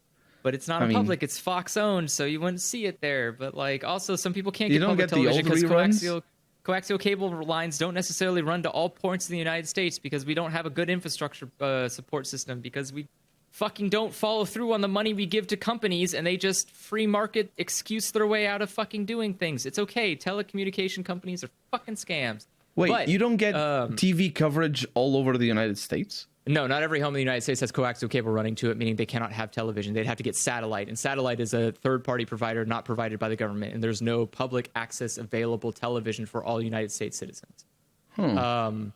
That's also the reason why Elon Musk is doing his shitty Satlink thing, is because the idea is that satellite internet coverage in most of the United States, that isn't in a major city, is dog shit bad. It's still in the dial-up era, and there is no incentive to make broadband speeds for it because, 1, that's a lot of money. 2, fuck those people. They chose to live in the boonies. And 3, fuck those people. Well, they live in the boonies. The thing is, like you say, coaxial cable running to a house. Don't you have to have an antenna at least? Yeah, like if you want to have like. So you can do it. So you can do an HD Oh, so it depends. Again, Well, these it days depends. it's different. So some, yeah. So it's by state. So not all states have adopted the HD standard for broadcasting, and so that means that some of the major cities, some of them have moved over to an HD only signal, which means there's a lot of people in rural areas that need to buy an HD receiver and an analog receiver to receive their television. Which again, these are not cheap or inconsequential things that you have to expect people to purchase just so they can have access to basic visual information about the world going on around them. But Japan doesn't have that issue because Japan is an island that actually invests a lot of money in their infrastructure and gives a shit about the ability for their people to communicate and work together in a cohesive, collaborative effort. So everybody has access to seeing One Piece is on television. Everybody has access to seeing One Piece because it's on a fucking billboard somewhere in the goddamn country. And it's every bookstore, and it's every television, it's every, One Piece is prolific. And so it's crazy, but that's why it has existed for as long as it does. But it doesn't mean it's the most successful, which is also weird. Like One Piece itself didn't technically sell the most, I'm sure Keith saw the Super Eye Patch Wolf video that he just did recently, talking about the state of Shonen Jump in terms of financial. Like One Piece isn't at the top. It's not making the most money. And that's normal because, there's other manga, guys. There's a lot of other manga out there. But something about One Piece, because of its variety, because of its refusal to stick to one particular genre of world, is what has made it so universally hard to move away from. Because each arc is in its own different Candyland-esque world. It's it's easy to you can show up and be like, hey man, I know you don't really like fish people, but you should watch this one about where they're on a planet full of candy. Literally, there is a whole island of just made of candy. There's a Candyland island. Come on, man. That's crazy weird. How the fuck do you explain that to somebody when the first episode of One Piece is a kid popping out of a barrel punching a fat woman into the ocean? What? What's happening? How did we get here? What's going on? One Piece is weird. It's a weird show, and it has a lot of weird. It touches a lot of weird subjects that it doesn't feel like it should for a weird, wacky, zany, let's have fun pirate adventure. And geography is just one part of that weird thing. One Piece has geological problems with it. There are weird issues that people have to overcome because of the world and how it is built and how it is sectioned off. And at the same time, that sectioning off is supposed to be a great indicator of pacing. So we're almost through the Grand Line. We're gonna be done, right? And the Oda's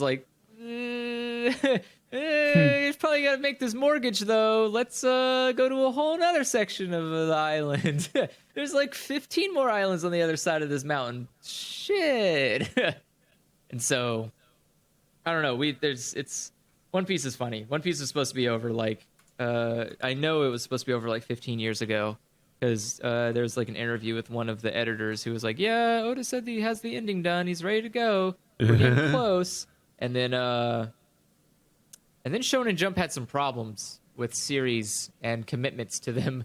And so there's been a lot of incentive to not lose One Piece. It's a very strong, consistent, and steady. Yeah, it's been income. the top earner for an eternity now until just recently. And it's been going on forever, which means that's again, Shonen Jump is a weekly publication and a very cheap one at that. And so the idea is that you want to maximize your profit. So the more people buying Shonen Jump every week, the better. And if you keep having this series that's going on for a fucking millennia, then you get two avenues of income. Either people are buying weekly Shonen Jump to keep up with it, or best case, they're buying the volumes from the manga. And either way, there's a lot of money to be made with One Piece. And then that's not even to mention merchandising, anime sales, the TV spots for it. We don't get all the commercials for One Piece stuff. They sell razors and candy and whatever all has One Piece on it. Americans have the same thing. We have tons of stuff. It's Disney. You see commercials with Disney stuff, or you see commercials we get that. Try too. this Elsa candy bar. Yeah, it's like a Disney's probably the best example. This like, monster has Call of Duty on it. In the United States, it's very unlikely that a single person here has never heard of Disneyland or Disney of some kind. They've either heard of a Disney movie Captain or America, Mickey Mouse, Lufa. or and that's the thing. Disney is so big too. You can kind of even argue like the people who try to live their life in a bubble, where it's like, no, I only watch adult sci-fi. It's like, well, have you heard of Star Wars? It's fucking Disney now, nerd. Haha. And it's like you can't escape the Disney. And like Shonen Jump is that way in Japan, where like it's really hard to say you've never encountered a shonen series in Japan. Like you've encountered it one way or another. You've either seen it on television, read a book, or it's right there in your face being advertised to you. And One Piece is kind of just good at that. It's really good at doing that somehow. It could just get in people's faces all the time, and it does it globally, and it's scary and weird. And Popular stuff's weird. It just kind of self-perpetuates at some point. I can't wait till it's over, honestly. I want One Piece to end because I want to see a post One Piece world. I want to see like what is that like? Here come the One Piece likes.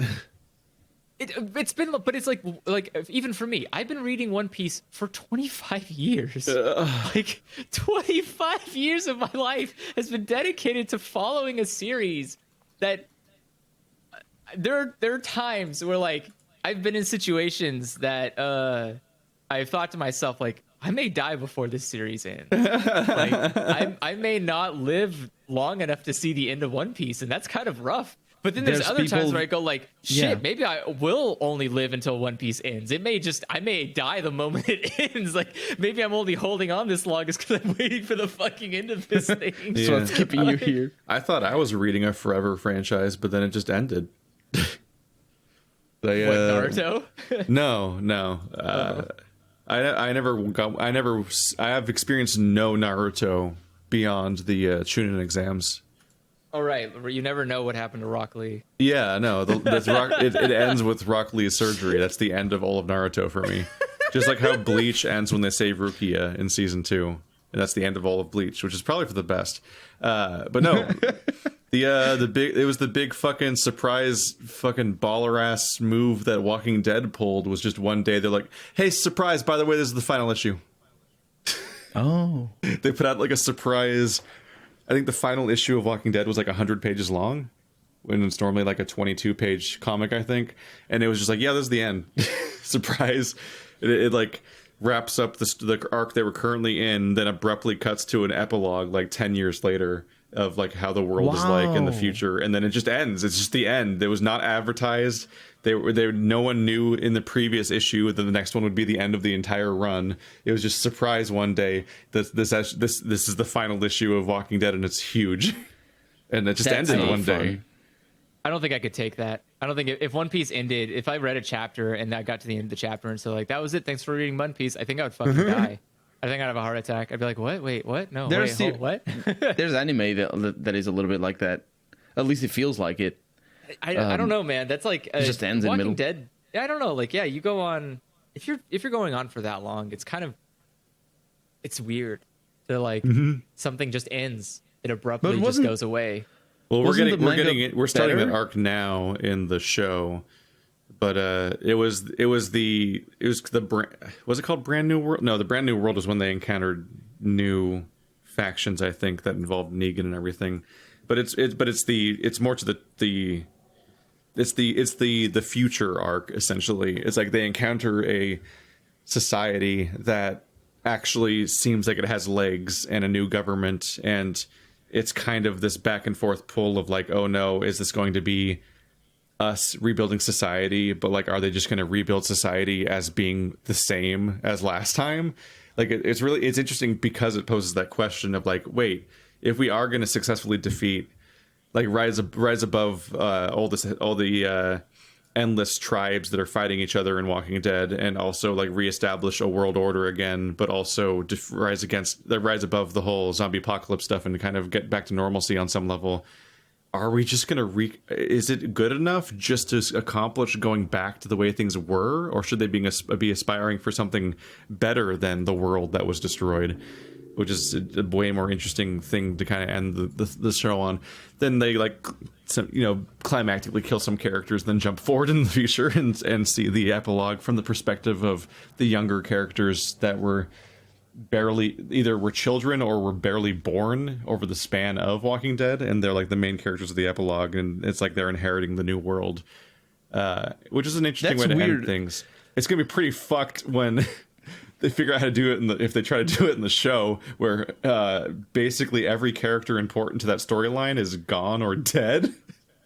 It's like that's weird. That's weird because that's how you get a Full Metal Alchemist ending. And then we opened a portal and went to World War II. Like that's like the ending of Blackadder. Well, I can spoil the end of the comic if you want to understand how fucked the show is on that aspect, because it's kind of fascinating. I'm fine. Sure. I don't have. I'm fine with it as well. Skip ahead if you don't want to get the end of the comic spoiled. This will not quite spoil the end of the show, but it will in some ways, maybe if they go certain ways. But part of the game here, the meta game here, if you read Walking Dead and then watch it, is trying to figure out what the fuck they're going to do with the show, because the show has continually has problems with the part where they improvise certain things, but also like. It was originally made by the guy who made The Wire, and he had a bunch of actors from The Wire on the show. But then he got fired because they wanted him to do season 2, to make it twice as long for half as much money. And he's like, the fuck? And then they fired him and got somebody that would do it for cheaper. And that's why season 2 was trash, among other things. But also all these people that were there for that director and that showrunner all wanted off the show. So all their characters got killed so they could leave the show. And so from day one, there's been a problem where the entire cast is shuffled around in Walking Dead, and it's just a weird mess. And it's like, what are they going to do? They're going to try to do the same story arcs on some level, but half the characters that were there for that just aren't around for various reasons. So what are they going to do with that? And we've officially hit Ship of Theseus mode, where almost every cast member of the original show is long gone at this point. All the way down to the main characters potentially being what are arguably the main characters of the show have all left the show at this point. So it's basically like from the original cast, we just have Carol and Daryl, and amusingly, Carol's a character who dies really early in the comic. So she's the reverse of this, where she's a character that's being kept alive forever, and she's not even supposed to be here. And then Daryl's a character they made up for the show, so he's also not from the comic. And so there's just this ongoing mess. But the comic ends with they encounter this new world, and it has what's fucked about this world is that they reintroduced class. Like there's a high society and a low society, and there's just the way that things work, and a bunch of people in that society that are just putting up with it specifically because of the fact that it's obviously better than outside of the city walls at that point, and it's not. And there aren't really like plot twists of like surprise barbarism. Like whenever there's anything that seems to kind of be working, it always goes really badly. Like I don't remember it exactly, but I remember like they encounter the governor in like the second or third story arc or whatever of the comic and the show. And it's like, oh, it's this walled off community, and it seems like a nice little Western town, and everyone's got a place in life, and they're protected, and things are good. And like the governor like fucking chops Rick's hand off, which has been a perpetual problem that the writers had to go around forever because the comic went on for so long, and Rick didn't have a fucking hand throughout the whole thing. But like, oh no, the governor's bad, and here's the twist. Like there's very little like heel turn. It's like, oh no, this place. Like, it is kind of what it says in the tin. It's not some massive nightmare. It's not Negan. It's not the governor. So it's like there's not as much to rally against. But there's still, like, clearly something wrong here, because it's the return to the old world. And there's this clear idea of, like, but do we want that back? Do we want this whole fucking, like, 1% versus the have-nots thing reintroduced? Like, is that really the thing we want to go with? And there's people that are rebelling against that and see that as wrong and so on. But like it becomes primarily a conflict between Rick and to some extent Michonne, because God, what's his name? Not Daryl, the guy that has his face ironed off. That's how you met him. Is his face is like ironed off by Negan, so he's got like this big facial scars. And like Michonne finally finds her daughter's there, like, oh my god, they survived the apocalypse and they were actually here the whole time. So it's like she's getting pulled into this idea where like she can like she's the one that's most likely to be assimilated back into this world where she's like, my children are here, I can go back to having a family, I can be a lawyer here, I can be a lawyer in this new city, which is because I was a lawyer back before the world. Like she could just slip right back into her old role and just give up on everything that's happened and put all of the Walking Dead behind her and be done with that. And like that's like heaven essentially. And then Rick's caught between that and the fact that the like Iron Face guy is going on about how like this is clearly a world first full of horrible injustices, and they're just trying to recreate the bad of what was there before, and we should be better than that.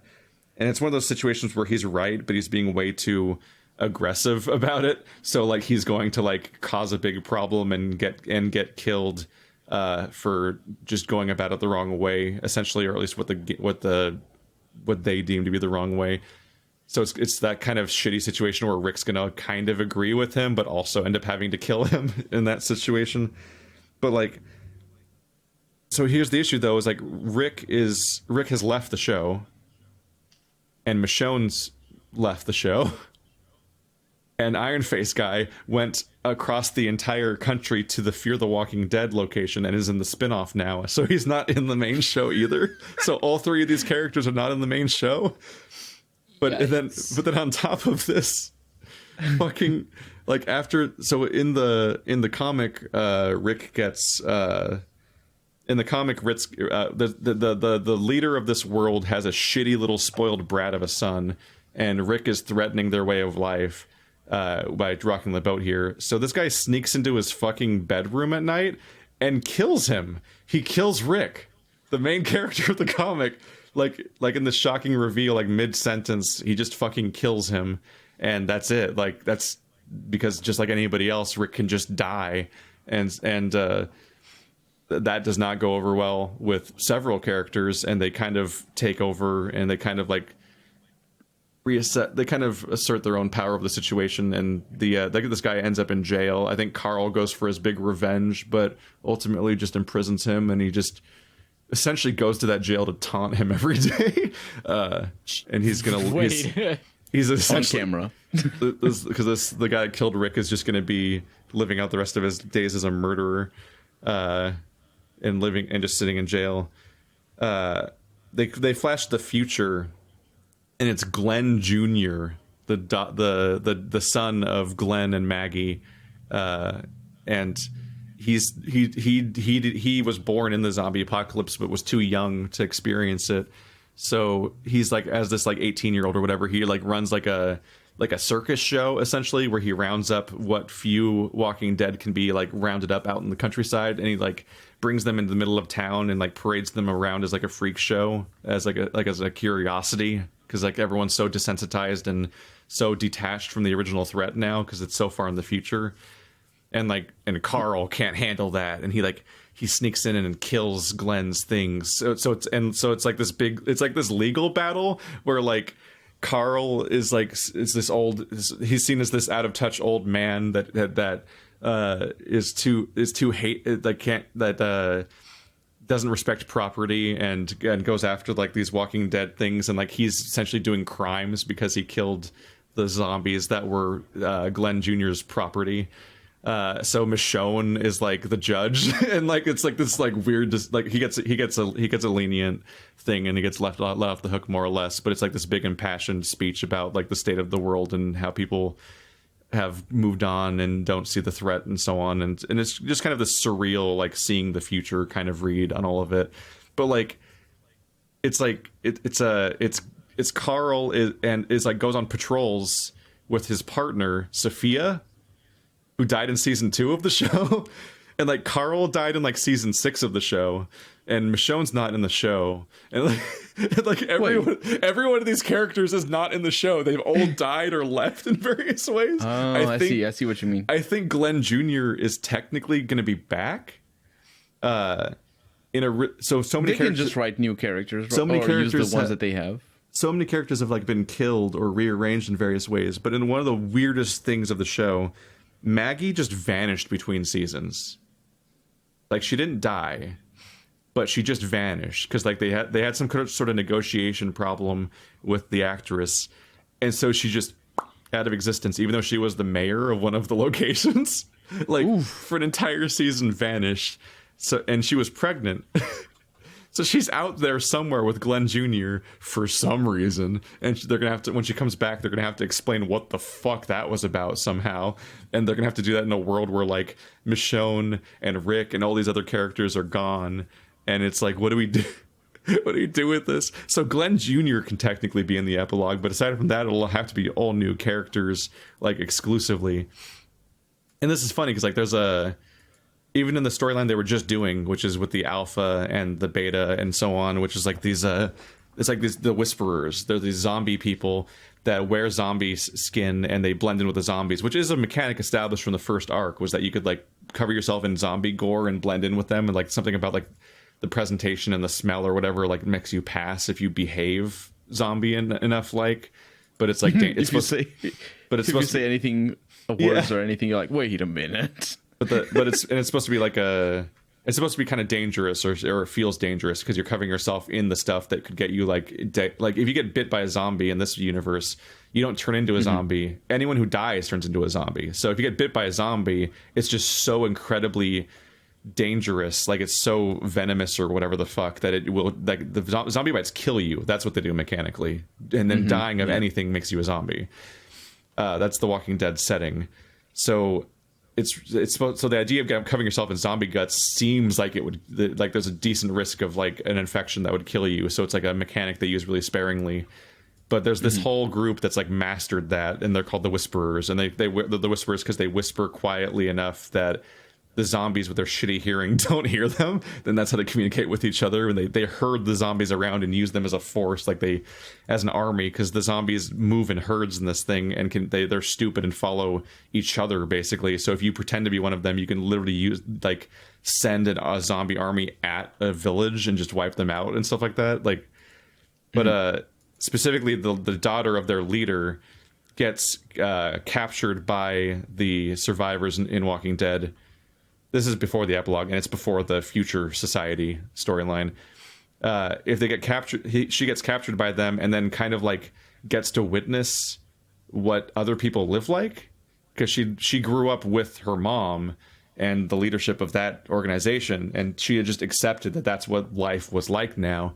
So seeing people like have families and hobbies and jobs and live inside of walls and not, being a fucking zombie impersonator to survive, was a bit of a culture shock for her.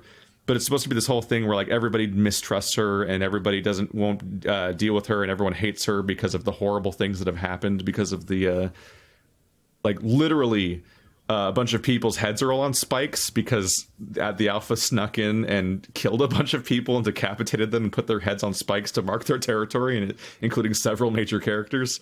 So they're not happy with those people. So their daughter's super untrusted, but Carl specifically, with his eye socket ripped out and all that, that's because he's got shot in the eye, and that's the version of Carl we have at that point. He like keeps talking to her through the bars, and they kind of bond, and they kind of like gain a rapport and trust and so on, and some risks are taken. And so he's kind of the one that successfully like reintroduces her to society and kind of helps gain her trust over time and all that. But he's dead already before that part of the show. So they made up a new character that was like the adopted son of Carol. And that guy stood in for that story arc for that season just to be the proto Carl, because they just killed Carl last season. So they had to make a new Carl just to do that. The adopted son. So they'll totally do that type of shit with the fucking epilogue. They'll have to just like make up new characters from almost all of the roles. Yep. Like, and I can see it being like, okay, like Carol's going to be the one that's threatened with the idea of going back to old society, and Daryl's going to be the one that's like, no, we can't do that, blah, blah, blah, blah, blah. And it'll be a conflict between those two because they're the only two main characters left. But it'll be another, a thing that keeps happening in Walking Dead is that characters just adopt the traits of comic characters that are different people because the real character's not there anymore. Like Carol herself is just based on, what's her name? she's been gone for so long that I don't remember her name, but she's the actress from Silent Hill that played the cop. Lauren Cohen. Yeah, Lauren. Yeah, that actress. Was her? I can't remember the character's name. I found her in Supernatural. She plays Ruby, I believe. Oh no, that's Maggie. That's Maggie from Supernatural. Oh, that's Maggie. Yeah, right. No, the blonde woman that everybody hated from season 2, and then she died. She's actually like one of the biggest badasses in the entire comic, and she lasted an incredibly long time. And Carol just is her, because Carol in the comic, Carol, right? Carol in the comic is just a random member of the group that barely did anything, and then one day she wants to enter into a polyamorous relationship with Rick and his wife, and then when they reject her, she commits suicide by letting a zombie bite her neck. That's her character. She's one of the main characters of the show, and none of that happened. they only kept like her abusive backstory, and that's it. And so she just is that character now. She just is the blonde character, and she's the cool shooty, dangerous nightmare person that's ultra capable. And it's just they just move the pieces around and make people be other characters. She's just too high level for everybody else. She leveled up. There's an entire story arc where she got rejected from the entire encampment, from the prison that everybody was in. That was their base in like season 3 or whatever. She got rejected and kicked out for being too ruthless. Like there was a bunch of people that were sick from like a plague situation, and she executed all of them under cover of night because that was going to be the thing that would bring the downfall of the entire settlement. And she saw it that way. And she was the only one willing to do what needed to be done to make sure that didn't just take everybody out one day. So she literally just gets excommunicated from the community. But then when the prison falls and everybody is trying to reunite, which is my favorite season of the entire show, was when everyone's in individual groups of like 2 or 3, and they're in the forest, and it's like a bunch of little standalone episode storylines. Then it's just really nice survival stories and like character growth and so on. Easily the best season of the whole show.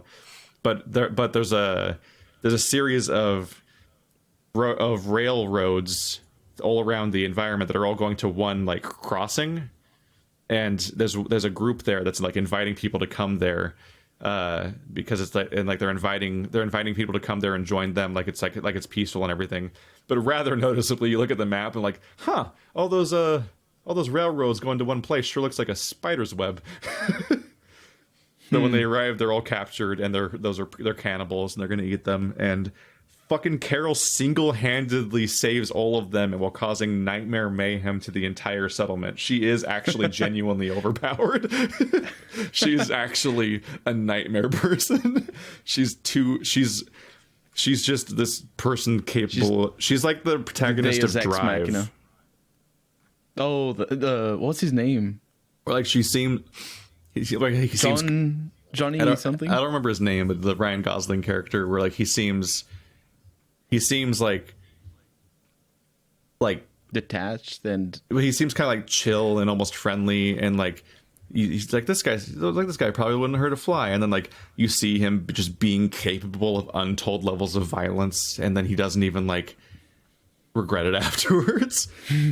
Like that's the struggle of being that kind of person, is like Carol's character. And that's just a new character that didn't exist in that part of that character didn't exist in any part of the original Walking Dead, I don't think. The ending of the manga reminds me of the ending of, I don't know if you guys watched 6 Feet Under. It's a sort of an old series, but it's the ending of the Walking Dead comic. Yeah, because it with the flash forward specifically, except it doesn't feel like the comic was done properly, because it feels like it's just the ending of another season. Like you could have done that all along. You don't need to wait until this particular season to like. There's nothing special from what could you're have done saying. it all along, but the final story arc was kind of like setting the thing in place for the idea that this is the future and this could be the actual society that lasts. Because usually they're in constant turmoil. Although Alexandria, the place they spent like half the entire storyline in, could have been the final. I guess it kind of is. It does survive, I think. Mm-hmm. But in the early arcs in particular, they're going from place to place, and that place always collapses in one way or another for a different reason. Mm-hmm.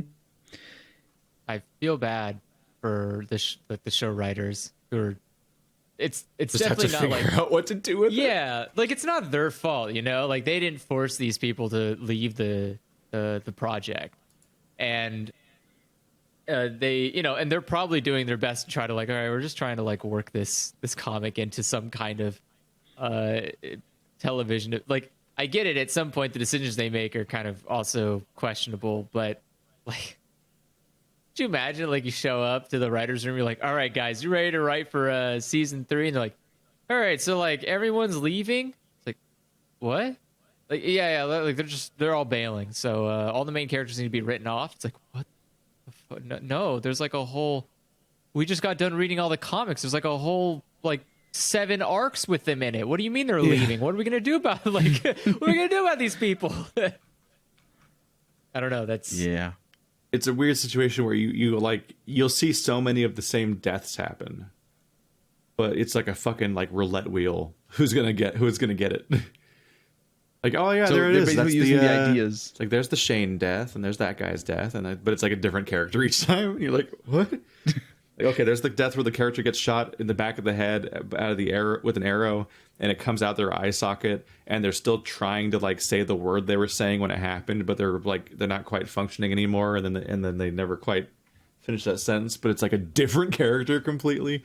Or like, oh, there's the one where the guy is getting eaten by cannibals, and then while he's being eaten, like while they're cooking up his leg and eating that and everything, he reveals midway through that he's got a bite from a Walker already. He's like, "That's right, boys, I'm spoiled meat." But it's a completely different character than the one that did it in the comic. They just keep doing Why it over and didn't he over again. reveal that before his leg got eaten? Because he's at that point he just He would wants have died he any- wants them to die. He would have died anyway as well. Well, he's already yeah. bit, so he's gonna die. So at that point, That's he's just like, "Take all these fuckers with me." Oh yeah, you That's bite a down on pretty fucking memorable reveal from the comic. So they do it again, but the character that did it is dead already. So they're like, this guy. Because that was another character that died way too early in the show because he wanted off, because he just randomly gets eviscerated in season 2 by a nothing thing. It's a weird, it's a really fucking weird experience reading this one story while watching the show, try to catch up with it, and then you're like, how the fuck are they going to do that part? And like, well, they tried something.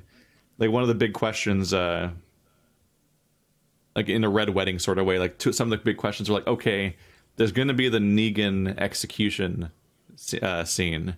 That's just what he's known for. You can't introduce Negan without him beating somebody to death with a baseball bat. The question is he going to kill the same character? And they did their own twist on that idea. But then with the Whisperers, there's the part where like there's this monologue about like what the weakness of this society is. It's like it used to be that everybody knew each other because it was small groups of people that survived together and everyone knew who everybody was. But now that because they're kind of prospering, their society is so big that people just kind of don't know each other and there just are strangers. There's even multiple entire trading settlements that interact with each other by proxy and have never been to each other. Most people in each location have never been to the other locations and don't know the people there. So if you're throwing like a fair, which they're doing in this story arc, it's like a harvest festival basically. Like there's a bunch of new faces around, so Alpha can just infiltrate in, kill a bunch of people, and then put their heads on spikes. And in both cases, it's not until a character comes across, like there's just like you hear mumblings like, oh, where's that person been? And they go, oh yeah, is that person? Have you seen Darlene today or whatever the fuck? But it's specifically a particular character encounters the border crossing and sees the heads on spikes, and then you just see them one by one. It's like in the comic, it's like panel by panel, and then the panels keep getting bigger.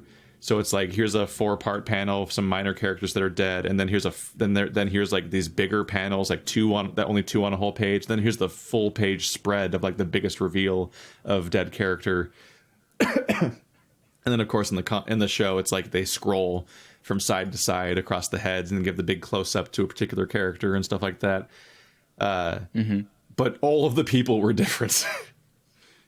Like it's like none of the same heads. And in both cases, It's shocking because there's always like a handful of characters you barely know, but you're like, oh yeah, if I go back, I can recognize them in some comics. Then there's always like one really, really main character and like 2 people. They're like, damn, like they're a side character, but when I look back, I'm like, I realize like not only did I like them, they've been around for like 10 years of the comic.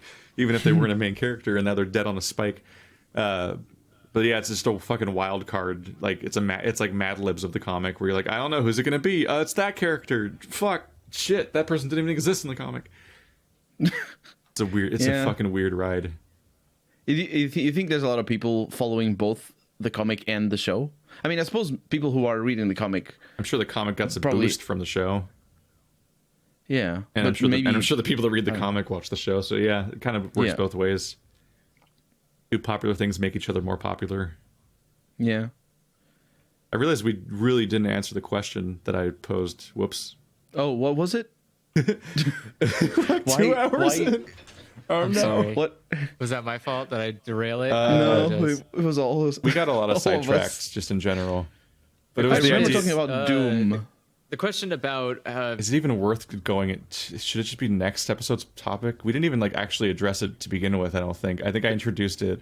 Then immediately, I'm sorry. we started just talking about visual novels and then anime. Oh, okay. Yeah, I don't know. Maybe we'll We can come talk back about next it, week but- to discuss why we're critical of games and so on as an idea, because we didn't really. yeah. We didn't really start the topic, so it's not really worth finishing. Somehow we started the topic as geography, and we managed to get One Piece into geography. So like, I guess Yeah. that's been the theme today. Has just been geography. This We was even talked geography. about like This is all the worst things you can do in a podcast is talk about visual stuff, then talk about spoilers, and then talk about geography. The worst This podcast is a useless podcast.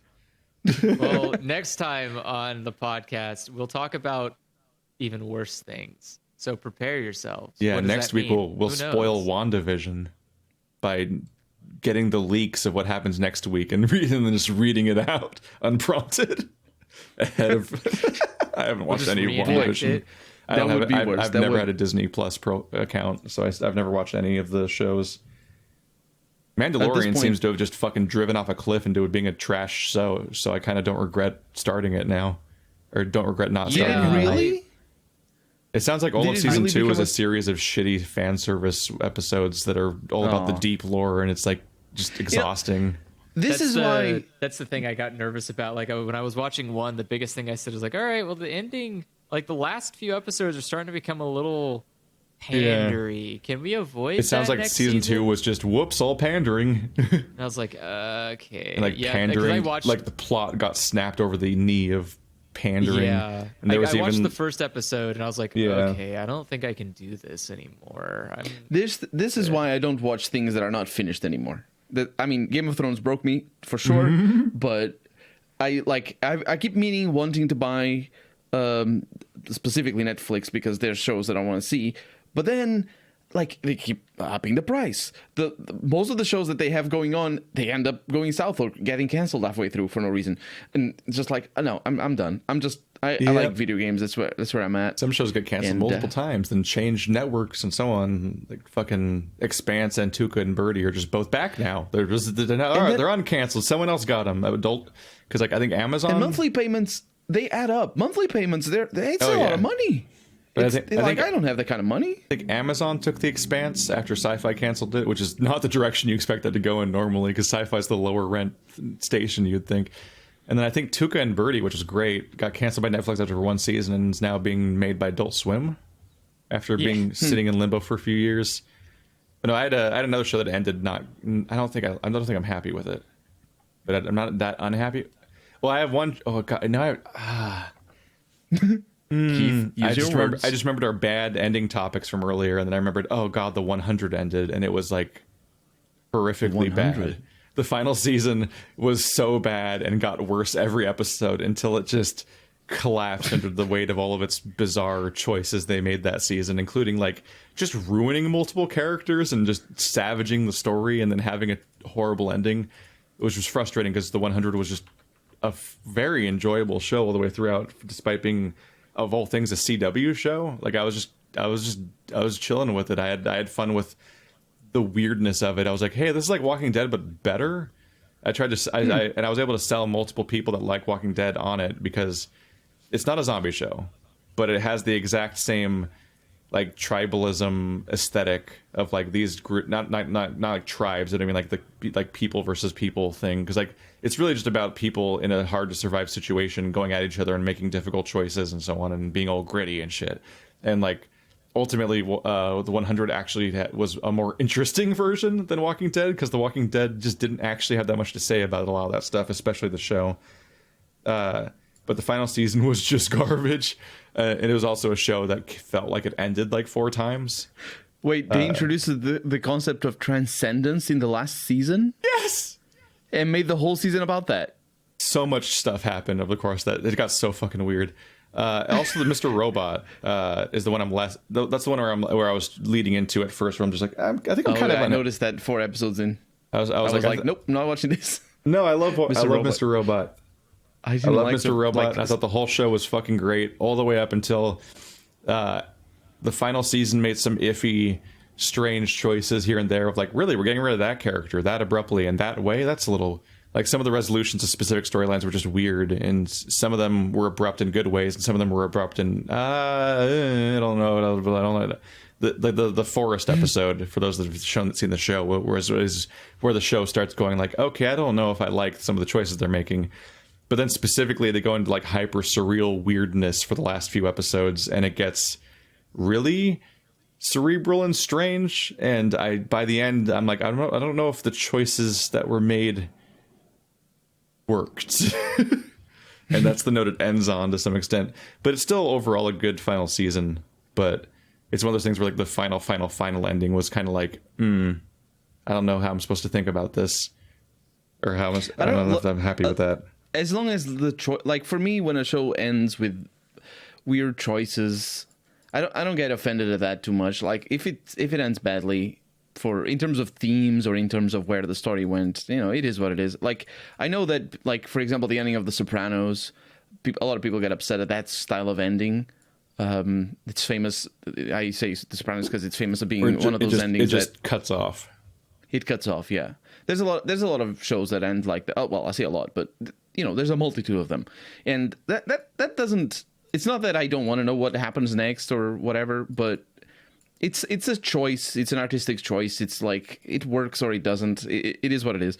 But for me, what really turns me off from any show, and it doesn't need to be the ending, but it happens a lot in the endings, especially in between seasons, is that I get the distinct impression that the show is not made for somebody like me. Mm-hmm. Like, for example, one of the last few shows that I gave a shot at was it's not The Flash. It's one of the it's Gotham, I think. Is it Gotham? No.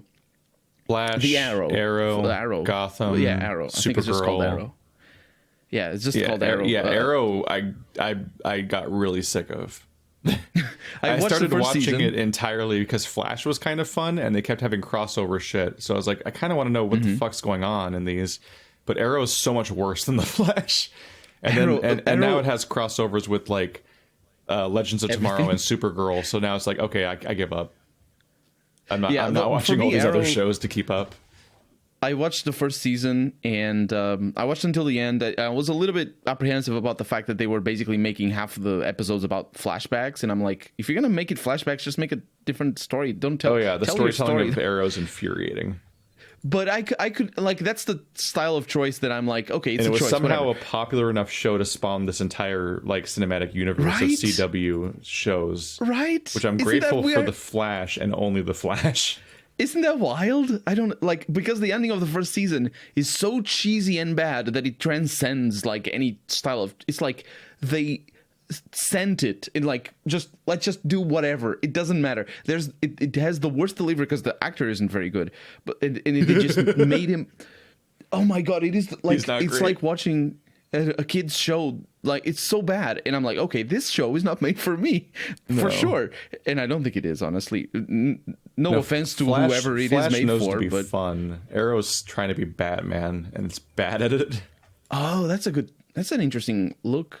I didn't think about it. Yeah, no, it's absolutely. They wanted to have a Batman show, but they couldn't get a Batman show, so they used Arrow to be Batman. And it's just all gritty because Flash and all that, like. Let's see. Wait, no, that is DC. But yeah, they just didn't have Batman because nobody has the rights to Batman. Even Gotham didn't have the rights to Batman. They had to. They just had they were allowed to do the setting, but they couldn't actually have a Batman show. So it's all about all the things in Batman, but they couldn't use. There was 2 rules, as far as I can remember. I think Gotham was not allowed to use Batman, and they weren't allowed to use the Joker. So they could use every other Batman villain and Jim Gordon, and they did some really fun stuff and some really stupid stuff with that show. Honestly, the only reason I stopped watching Gotham is because they were leaning more and more into the heroes that everybody knows. I wish they just, it's about a cop show in Gotham, and the heroes kind of in the background, and it's kind of cool. I wish they stuck with that, but they didn't. Later seasons trying to set up Catwoman and Batman is just increasingly irritating. I stopped watching halfway through the second season. Kind of fun how odd they made the choice of making Riddler and Penguin a couple. Kind of, they couldn't. There's like a will they won't they of the whole show, and it was like, oh, these are like the 2 best characters in the entire show, and they can't decide if they love or want to murder each other. The Penguin is easily the best part of the entire show because Gordon's boring, and he sounds like his own dialogue is dubbed over himself. Like he makes weird faces when he talks, and talks in a weird gruff voice that makes it sound like he dubbed his own lines afterwards over his own video throughout the whole show. Remember that detail? No, the best characters are his partner and the Penguin, who is a great actor for that kind of shit. Oh, he's so fun. He's really good. And you just want more of him, and the rest of the show keeps getting in the way. Where did I see him first? He's like, did he show up in a big movie? I first knew him as one of the interns in The Scrubs. He's this little dorky, awkward kid, and he's like the Penguin in here, and he's great. I don't remember where. He gets around a bit. Yeah, he's a big guy. He makes the character really sympathetic, even though he's a horrible mass murderer with no redeeming qualities. Well, yeah, that's the fun of his acting. It's just, it's a weird line between appreciating just somebody just being weird, and also the writing. I've got such a fucking bone to pick about cinematic universes on television, though, right now. Because, oh my god, I've already got Andrew already knows, because I did a rant about this in the Sit and Discuss podcast about fucking Fear the Walking Dead, and how they killed the show in its prime and put a bunch of characters from Walking Dead on it and made them the main characters now, and just interrupted all of the story arcs and characters and killed most of the main cast to just make it a show about, just suddenly in season 4 or whatever, it just becomes a show about these Walking Dead characters instead of the people that were actually in the Fear the Walking Dead. It's astonishing. That pissed me off. But fucking CW, my god, it was already it was cute when once a season, because they have 25 episode seasons, and once a season there'd be a throwaway Arrowverse crossover where it's the Flash and the Arrow are going to have a joint adventure, and you watch the first half of it on the Arrow and the second half of it on the Flash, and then that's the little crossover event each year. It's okay, that's fine, whatever. But then they made Supergirl and Legends of Tomorrow, and that's, oh my goodness, one of the worst culminations was the fact that fucking Barry and Iris get married. They're the fucking main coupling in the Flash. That's the big thing is are Barry and Iris gonna ever be a thing? Are they gonna get married? What's gonna happen? They get married on somebody else's show. They don't get married on the Flash. So if you're watching the Flash as a series of episodes on Netflix, they're suddenly married all of a sudden, and you don't know when it happened, and you have to find where it was because you're confused. What a baffling fucking choice. But also increasingly frustrating is that fucking Legends of Tomorrow was this idea it's going to be a time traveling storyline, and really on the nose they got Rory from Doctor Who to play the time trap, to be essentially the Doctor Who of that setting. He's the guy that runs the time machine that everyone's using to go throughout all time and space to solve problems or whatever the fuck.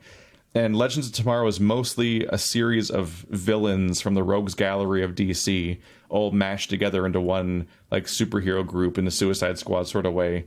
And they're kind of held hostage and forced to kind of do these weird, just sort of encounter being stuck in the wrong parts of time and dealing with stuff like that. But they took half of the most interesting characters and just put them on that, so they're just not in the original shows anymore. So you're just watching fucking The Flash, and you're like, oh man, when's that guy from Prison Break going to be back again? Captain Cold? He's great. He's like the best villain of the entire show. Like I miss that guy. He usually shows up like he gets like an arc every season, right? Like when's Captain Cold coming back this season?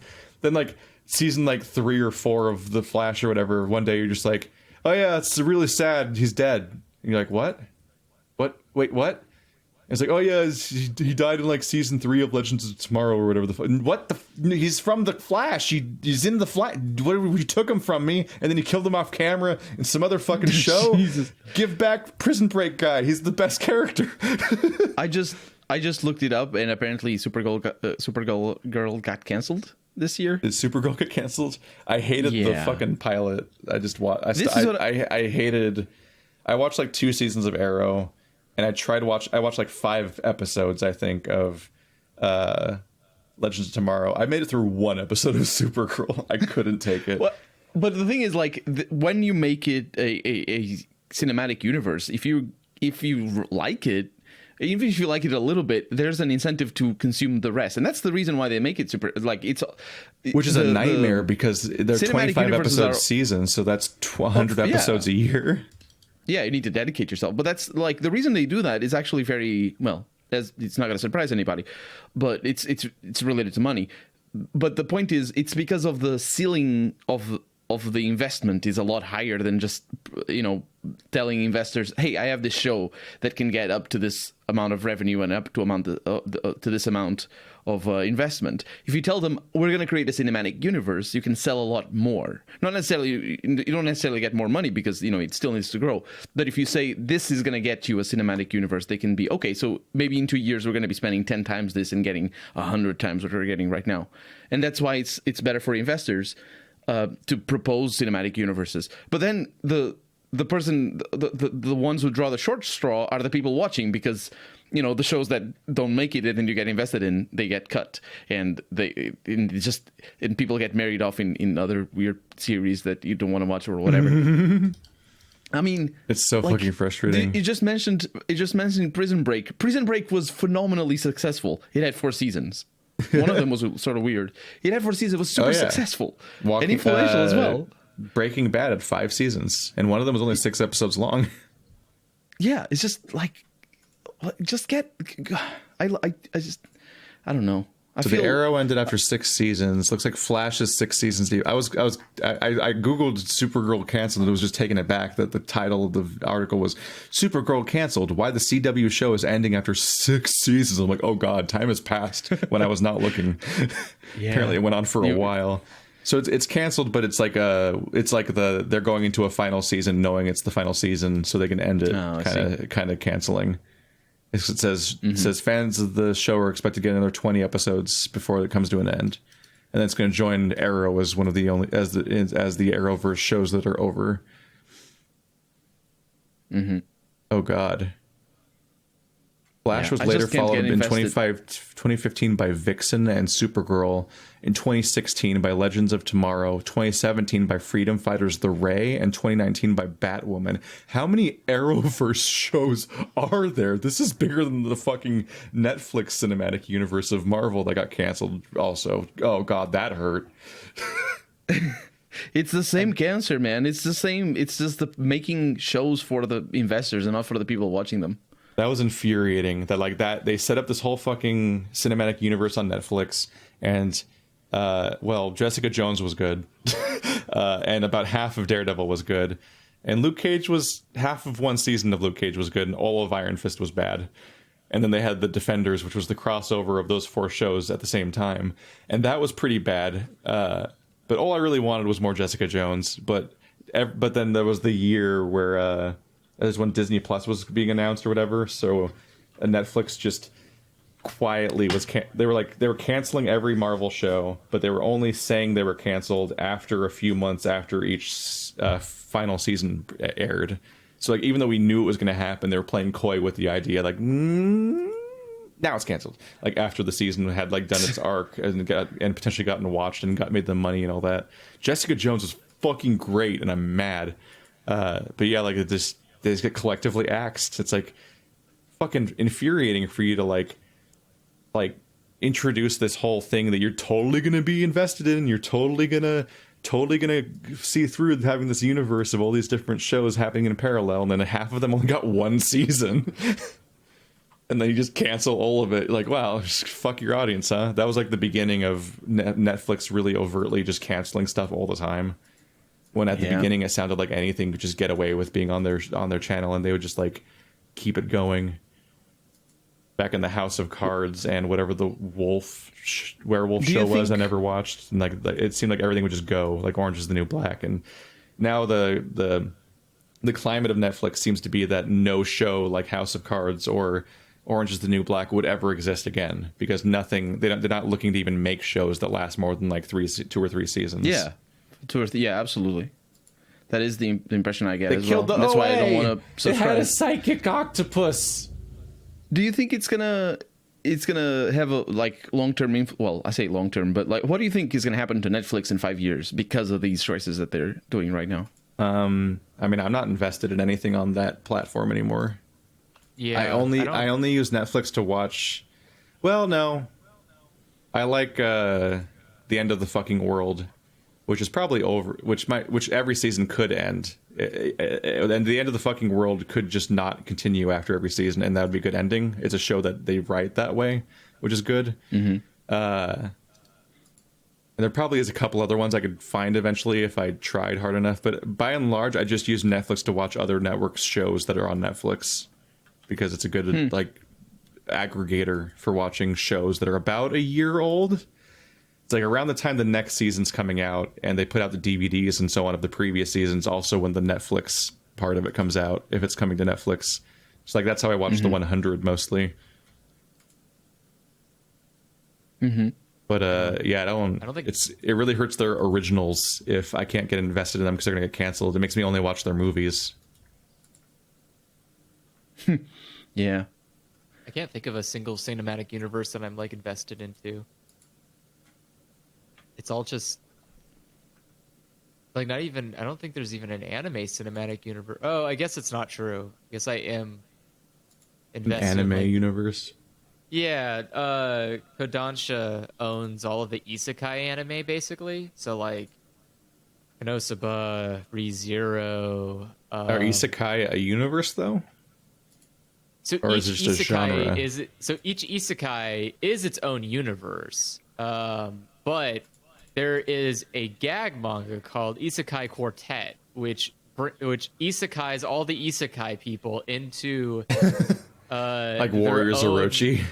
Yeah, it does. It isekais all the isekai characters into an isekai high school. So they're all interacting in one single high school, and the premise of this isekai world is that they just have to go to school. That's it. They're not supposed to attack each other or hurt each other or do any. They're supposed to go to school, and so like the entire thing is just a bunch of these, like a handful of characters and their dynamics with each other, and it's really funny. But I think that's like the only quote unquote cinematic universe I'm even like remotely a part of, and that's mostly by proxy because like I watch all the other individual shows, but they don't interlink except for this one particular show. Weird.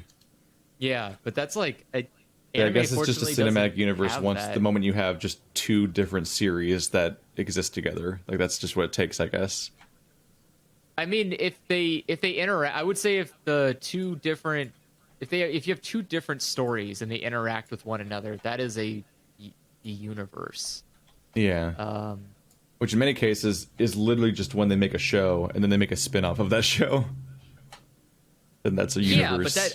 Yeah, but But that's the thing is like anime does that a lot. Like technically Boruto isn't a sequel to Naruto. It is an alternate. It's like a spin-off series. It's not a sequel?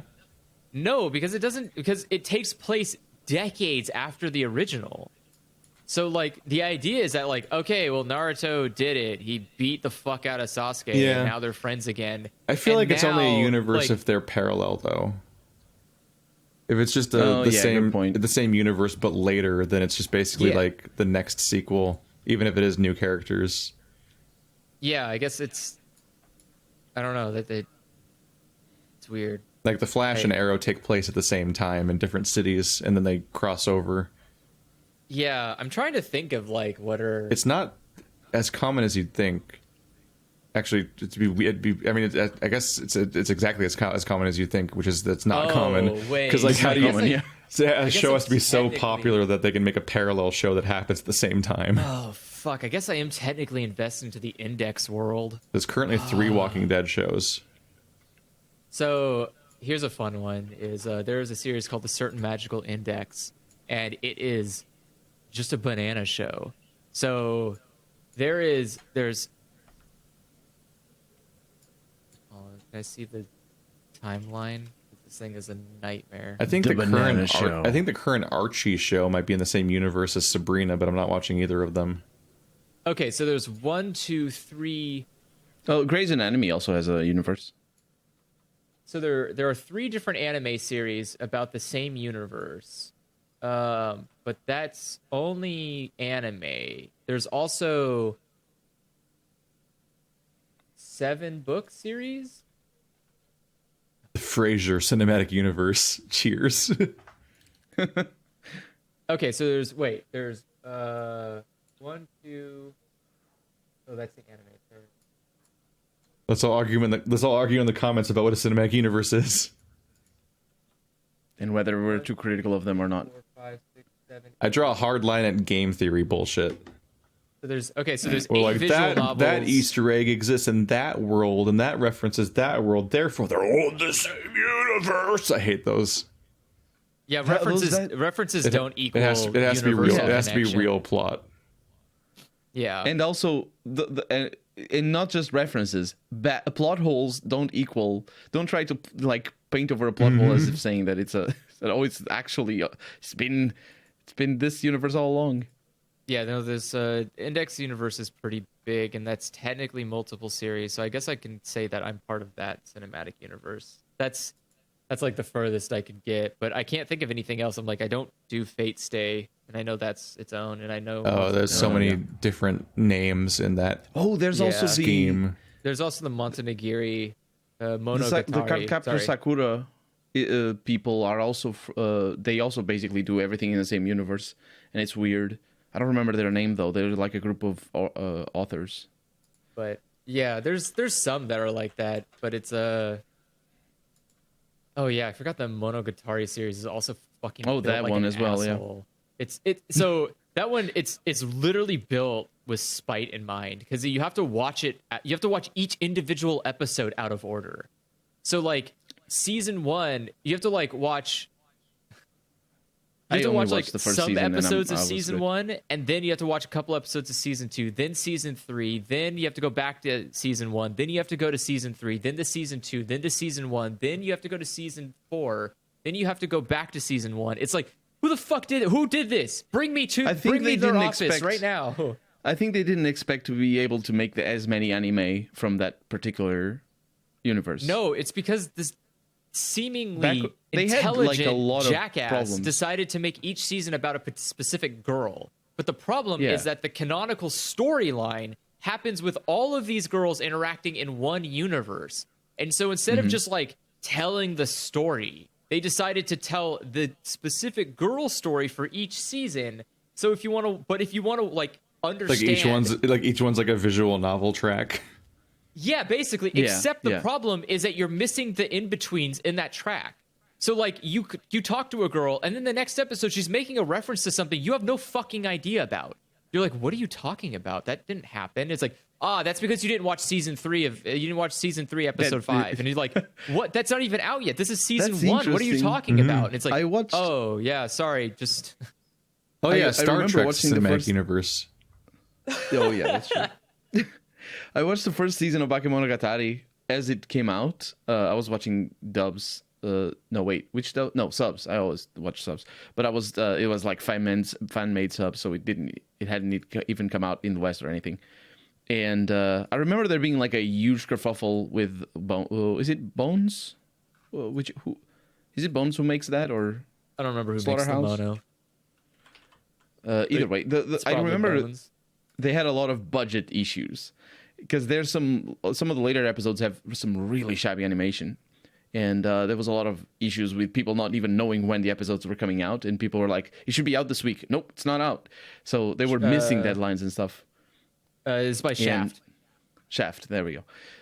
So I think it must have been like a tumultuous part for the history of the studio or something. But I can imagine them not being confident that it would get Nisei Monogatari and Neko Monogatari after that. Because it's a weird, like, it's not just out of order as you're saying, and let me tell you, I didn't get that impression from just watching the first season, because it's just a story. You know, obviously there's a backstory, but like, you know, you don't know that there's more coming. But it's not just that it's out of order. It's also, the first season is 12 episodes and 3 OVAs.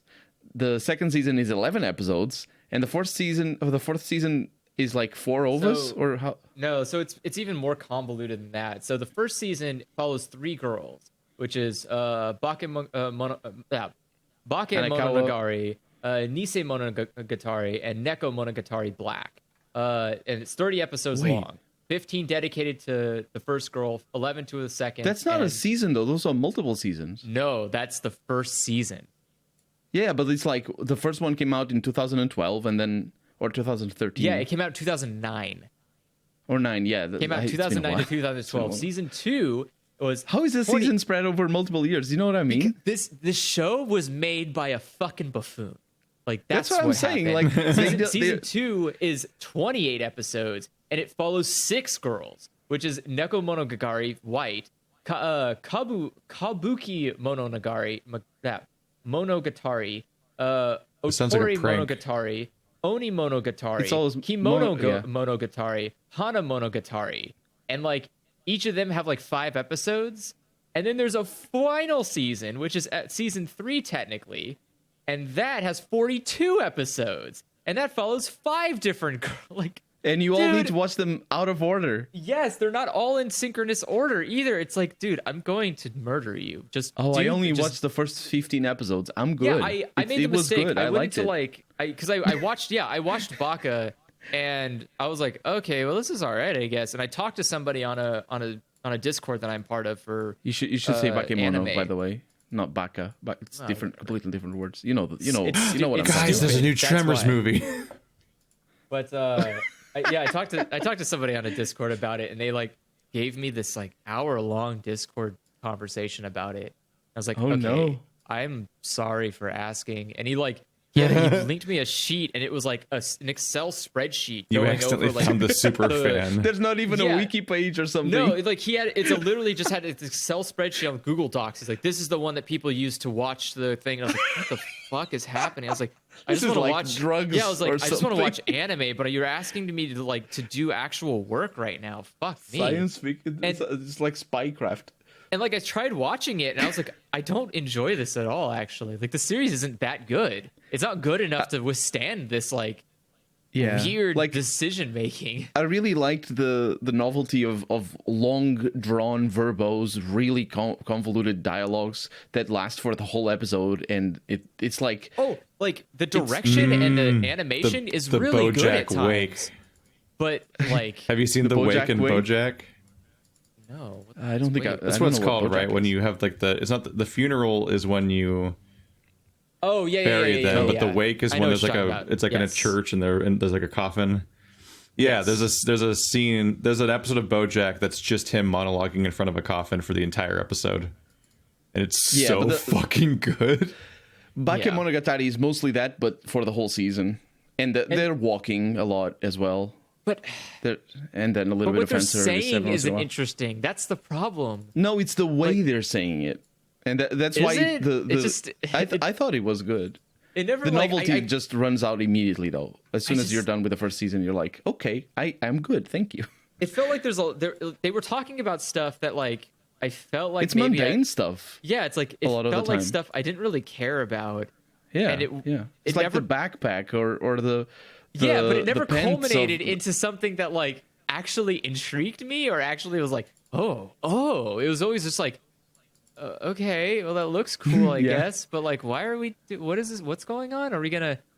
What are you? Are you a romance, an action, a it's an drama? harem Like, through and through. yeah, but like it's a weird harem. It's not even like the conventional like, okay, everybody wants to that's true, fuck that's this guy. It's always like you're going down to. It's like a weird. It's the best way to describe it is it's almost like a real life visual novel where it's readily apparent that this world is built like a visual novel. Except no one knows they're in a visual novel, Yeah, except for the absolutely. people telling the story, which is like, what?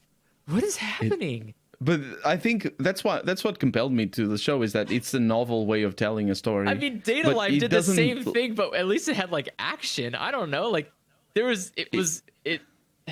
Later on, you get some action scenes. I think even the season ending of the first season, you fight the vampire girl. I think there's some way weird. It's so weird, and that's a It is- whole different it is. person's scene. That's like a whole different girl's timeline too. It's not even like the other girl's line. It's a different girl you're interacting with. Like Yeah, they all was what? they What the were weird. fuck? What is? I noticed this?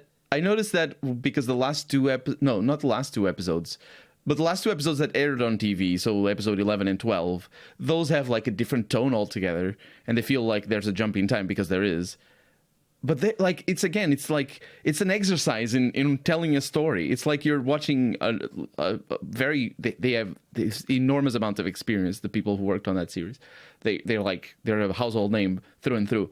But it's like you're watching them be like, okay, let me try to be as artsy fartsy as I can while still talking about the most normal banal things ever, because that's what the story is about. Apart from the supernatural aspects of it a little, but. And then it's just at the end, I thought it was really pretty because it's the most basic love story about a couple of kids going to watch the stars, and then there's the father next to them, which is weird, but I thought it was well done, well told. But that Like, was the only reason why I liked it. For context, Oh my here's the timeline. This is how you're supposed to like. You posted an image, this image. Yeah, this is the Catastrophic. timeline for this show, and just Oh no. like. By the way, there's stuff that hasn't aired yet for this Of franchise. course. Like, there's The still first parts of the season- story you don't know because like. Oh my god, of course. It's a nightmare. It should not And there's be question marks for the allowed. ends. And there's like Okay. there's movies and shit too. You have to pay attention to. Yeah. Like The reason why I don't watch much anime anymore is because you really need to pay attention because of the subs. You can't just like look at it. You need to pause it every once in a while so you can read things. But that's a skill I you need think- to develop. I have no I- issues reading and watching. I am a very graphical person. I like watching, but so I pause. I take like 50% more time than the episode is long. But, Oh God. no kidding. I'll no just watch kidding. the dub. Fuck it. No, I like the Japanese. Spoken like a It adds. I don't fucking give a fuck. heretic. Spoken How like somebody who it wants adds to to the watch the anime. experience. It adds to the experience, the Japanese. But the I don't think I've been missing much. You are. Because this is one of the series that I kind of was thinking of going back. But no, I'm good. Yeah, it's fine. Yeah, there's a lot of, like I don't know. There are good anime that don't have to. Oh, you know what? I guess another cinematic universe I'm a part of is Cells at Work, because I forgot they just came out with Black, which technically it takes place in the same timeline, but just not a different body, or just a different body, but it's still the same universe because it's in a human body. Cells at Work, by the way, is just Osmosis Jones, but more interesting and more educational. The idea is you're just following around parts of the human body, and it teaches you the whole way through. Like, this is what a white blood cell does. This is what a hemoglobin is, and this is what fucking H. pylori looks like. It's interesting. They actually did have an episode for season 2 that just came out, and they did one specifically for vaccines to quell all of the vaccine paranoia people. It was like, okay, guys, we're gonna go over really in depth what this fucking does, and it like it's really great actually. The idea is like your body freaks out because it's like, holy shit, someone just like threw a bunch of fucking viruses right into the center of your goddamn body. What the hell happened? But all the viruses are just like shitty. Like They're half viruses. Yeah, well, yeah, they're like they come out and there are a bunch of these like fucked up cells that are basically like missing limbs and struggling to walk around, and then like the white blood cells just beat the shit out of them, and it's like a massacre. They're like, huh. That's weird. the sort of stories that I don't know where those came from, but I guess next time they come, we're just gonna kick their fucking ass again. It's like, I remember watching some anime as well when I was a kid that was about that. It was the. It did a. It was season one. The season one villain was like because so they have like an actual overarching villain for each season, and season one's overarching villain was cancer, and that was really good actually. that is a damn villain. Yeah, like it was showing. I liked it because it was showing just how chaotically destructive cancer is. It just like shows up and it's like, what's wrong? I'm doing the right thing. I'm making more of myself. That's what I'm supposed to do. It's like, no, you're doing it wrong though. Like you're going out of control, but there's too many of you. It's like that's not possible. There can only be more of me. That's my job. It's like, no, you don't get it. Like you need to stop procreating. It's like. All the cells are really displayed interesting where they're like in their apartments and they have little test tubes because they're creating a clone of themselves. And so like their lives are just eating nutrients and creating like maintaining a clone of themselves. And cancer is like basically having 16 of those like barrels and they're creating too many clones of themselves. It's like, whoa, what's going on here, bud? Everyone gets one apartment. What's happening? It's like, no, I need to create more. So I killed all the other cells to take their cloning tubes to make more of myself. It's like, no, that's the wrong direction. You're a little overambitious here.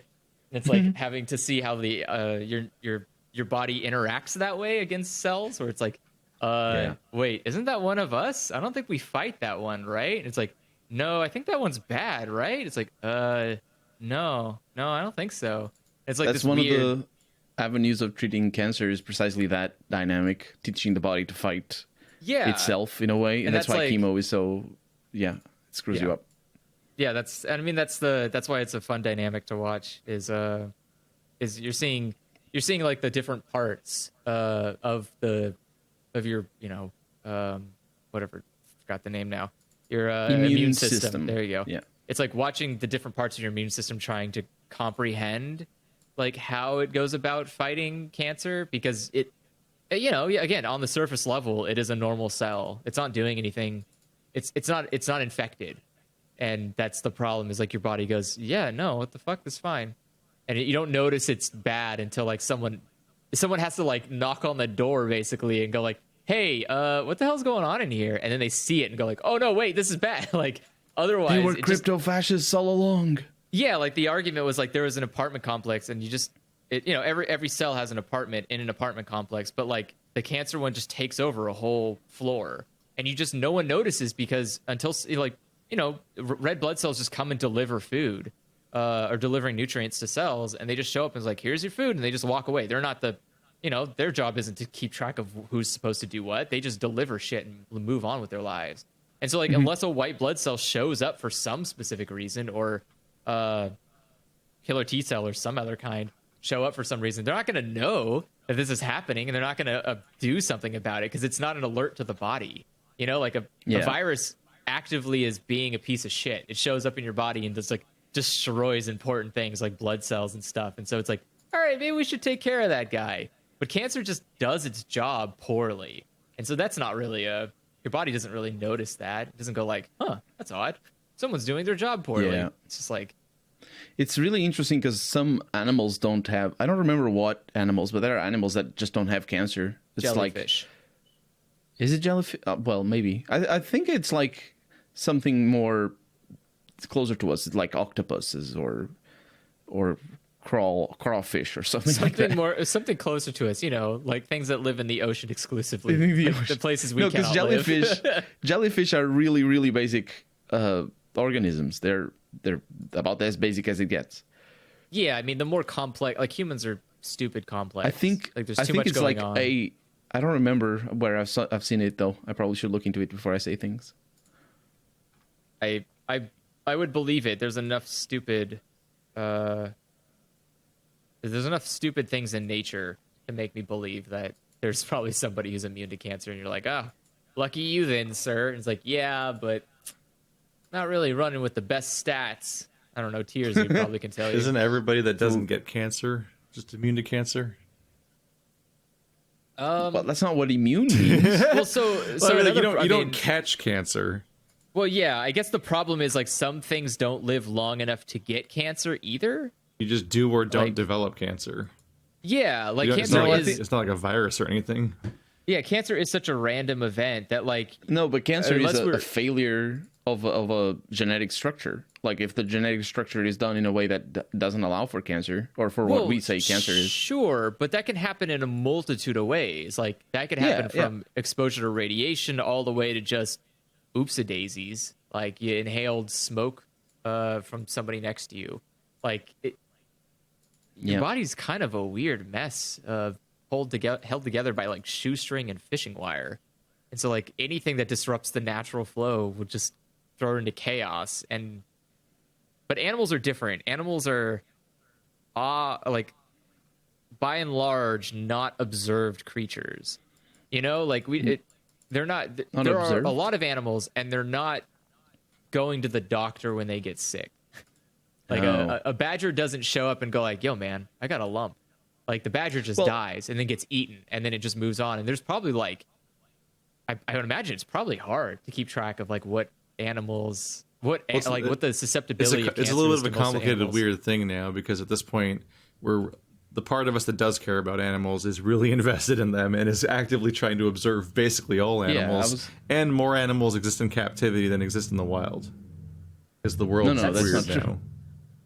That's not true. That's not even accounting for insects, which are the majority of animals. Well, yeah, I'm not What counting do you insects at mean? all. I'm talking about mammals and lizards, especially mammals. Oh, right. Oh, mammal. Like, Okay. if you're yes, talking yes, about yeah. mammals, I'm pretty sure the majority of all mammals are in captivity. Well, In rats. fact, I think like there's a lot of rats. 80% of mammals are cows. Wait a second. That'd be interesting to look into. That seems. I saw some sort of I don't think- infographic that was a while ago Okay. that was like, they represent all the different things as a series of like squares, and then they cluster the ones that are the same together, and it's like livestock was like the majority of life. Yeah. Yeah, I think there's like 2 cows population. per person in the world right now. So Yeah, so roughly 19 billion let's cows. see. Which is I have a thing about cows. Like 20 years ago. The thing about cows. We Let me- have let me to get end to the this point. like soon. We're so Soon, over yes. time. Normally we would have Sorry. been done 2 hours ago. 20 years ago in a like presentation about the impact of cars and fossil fuel burning in university, I saw like a graph showing the impact or the creation of CO2. So basically, just as a quick recap, the reason why CO2 emissions are a problem for global warming is that the Earth has a certain capacity to absorb CO2 every year, and that depends on many factors, but it has a certain capacity, let's say 500. And we were producing 450, and that's all good. It absorbs absorbs all that. But if we're producing 100 more, then there's 50 CO2 that gets left behind and accumulates. And that's what creates global warming. Just as a general rule, that's the reason why there's a threshold. And I saw the graph that said the amount of CO2 that's created, the vast majority of CO2 is naturally created, and that's where the 450 comes from. And that's why if we create a little bit more, it's a problem.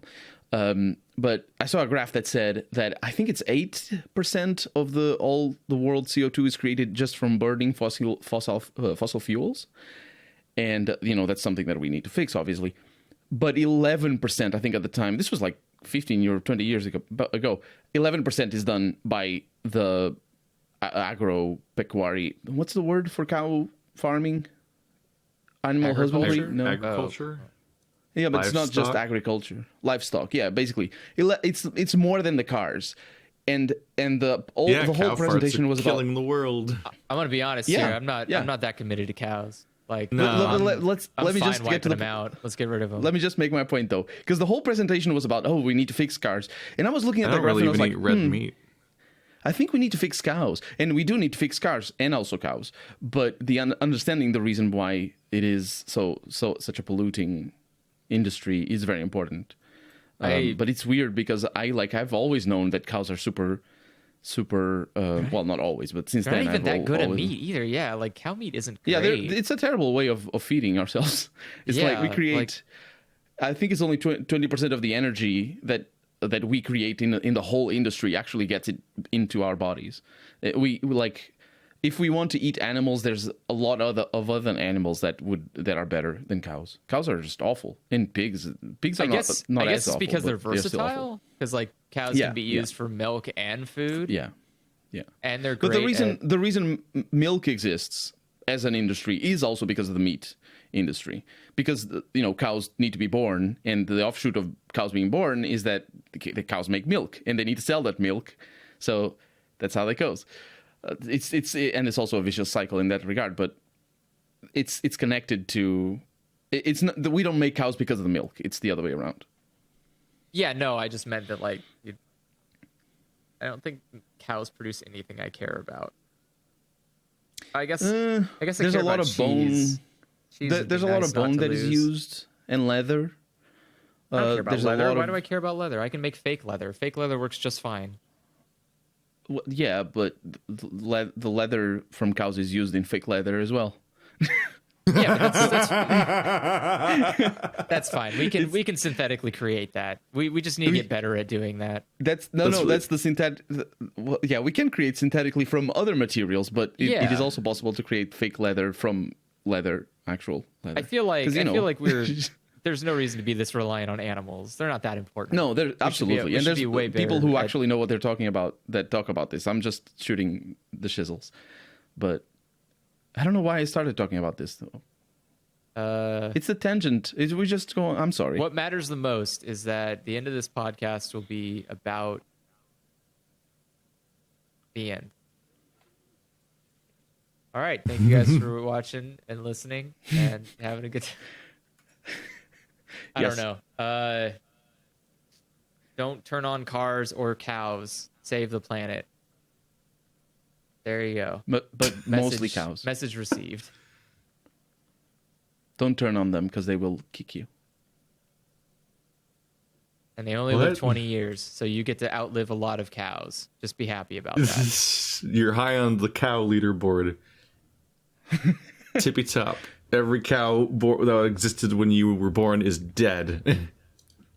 Alternatively, every also giant tortoise dogs. will outlive you. Haha, you're nothing. Also dogs, yes. God, it reminds me when I we was just at generally- like a wine tasting thing, and I was bored because I hate that. And I picked up this fucking coffee table book that was in the middle of the room, and Book of the Dead Dogs. it was the Dead Dog Diary. I think I named a podcast they that at were some point alive. because I brought it up. But yeah, it was like Yeah. full of all these like winery dogs, and then I looked at the publication date. I'm like, oh, all these dogs are dead. Just this entire book is dead dogs.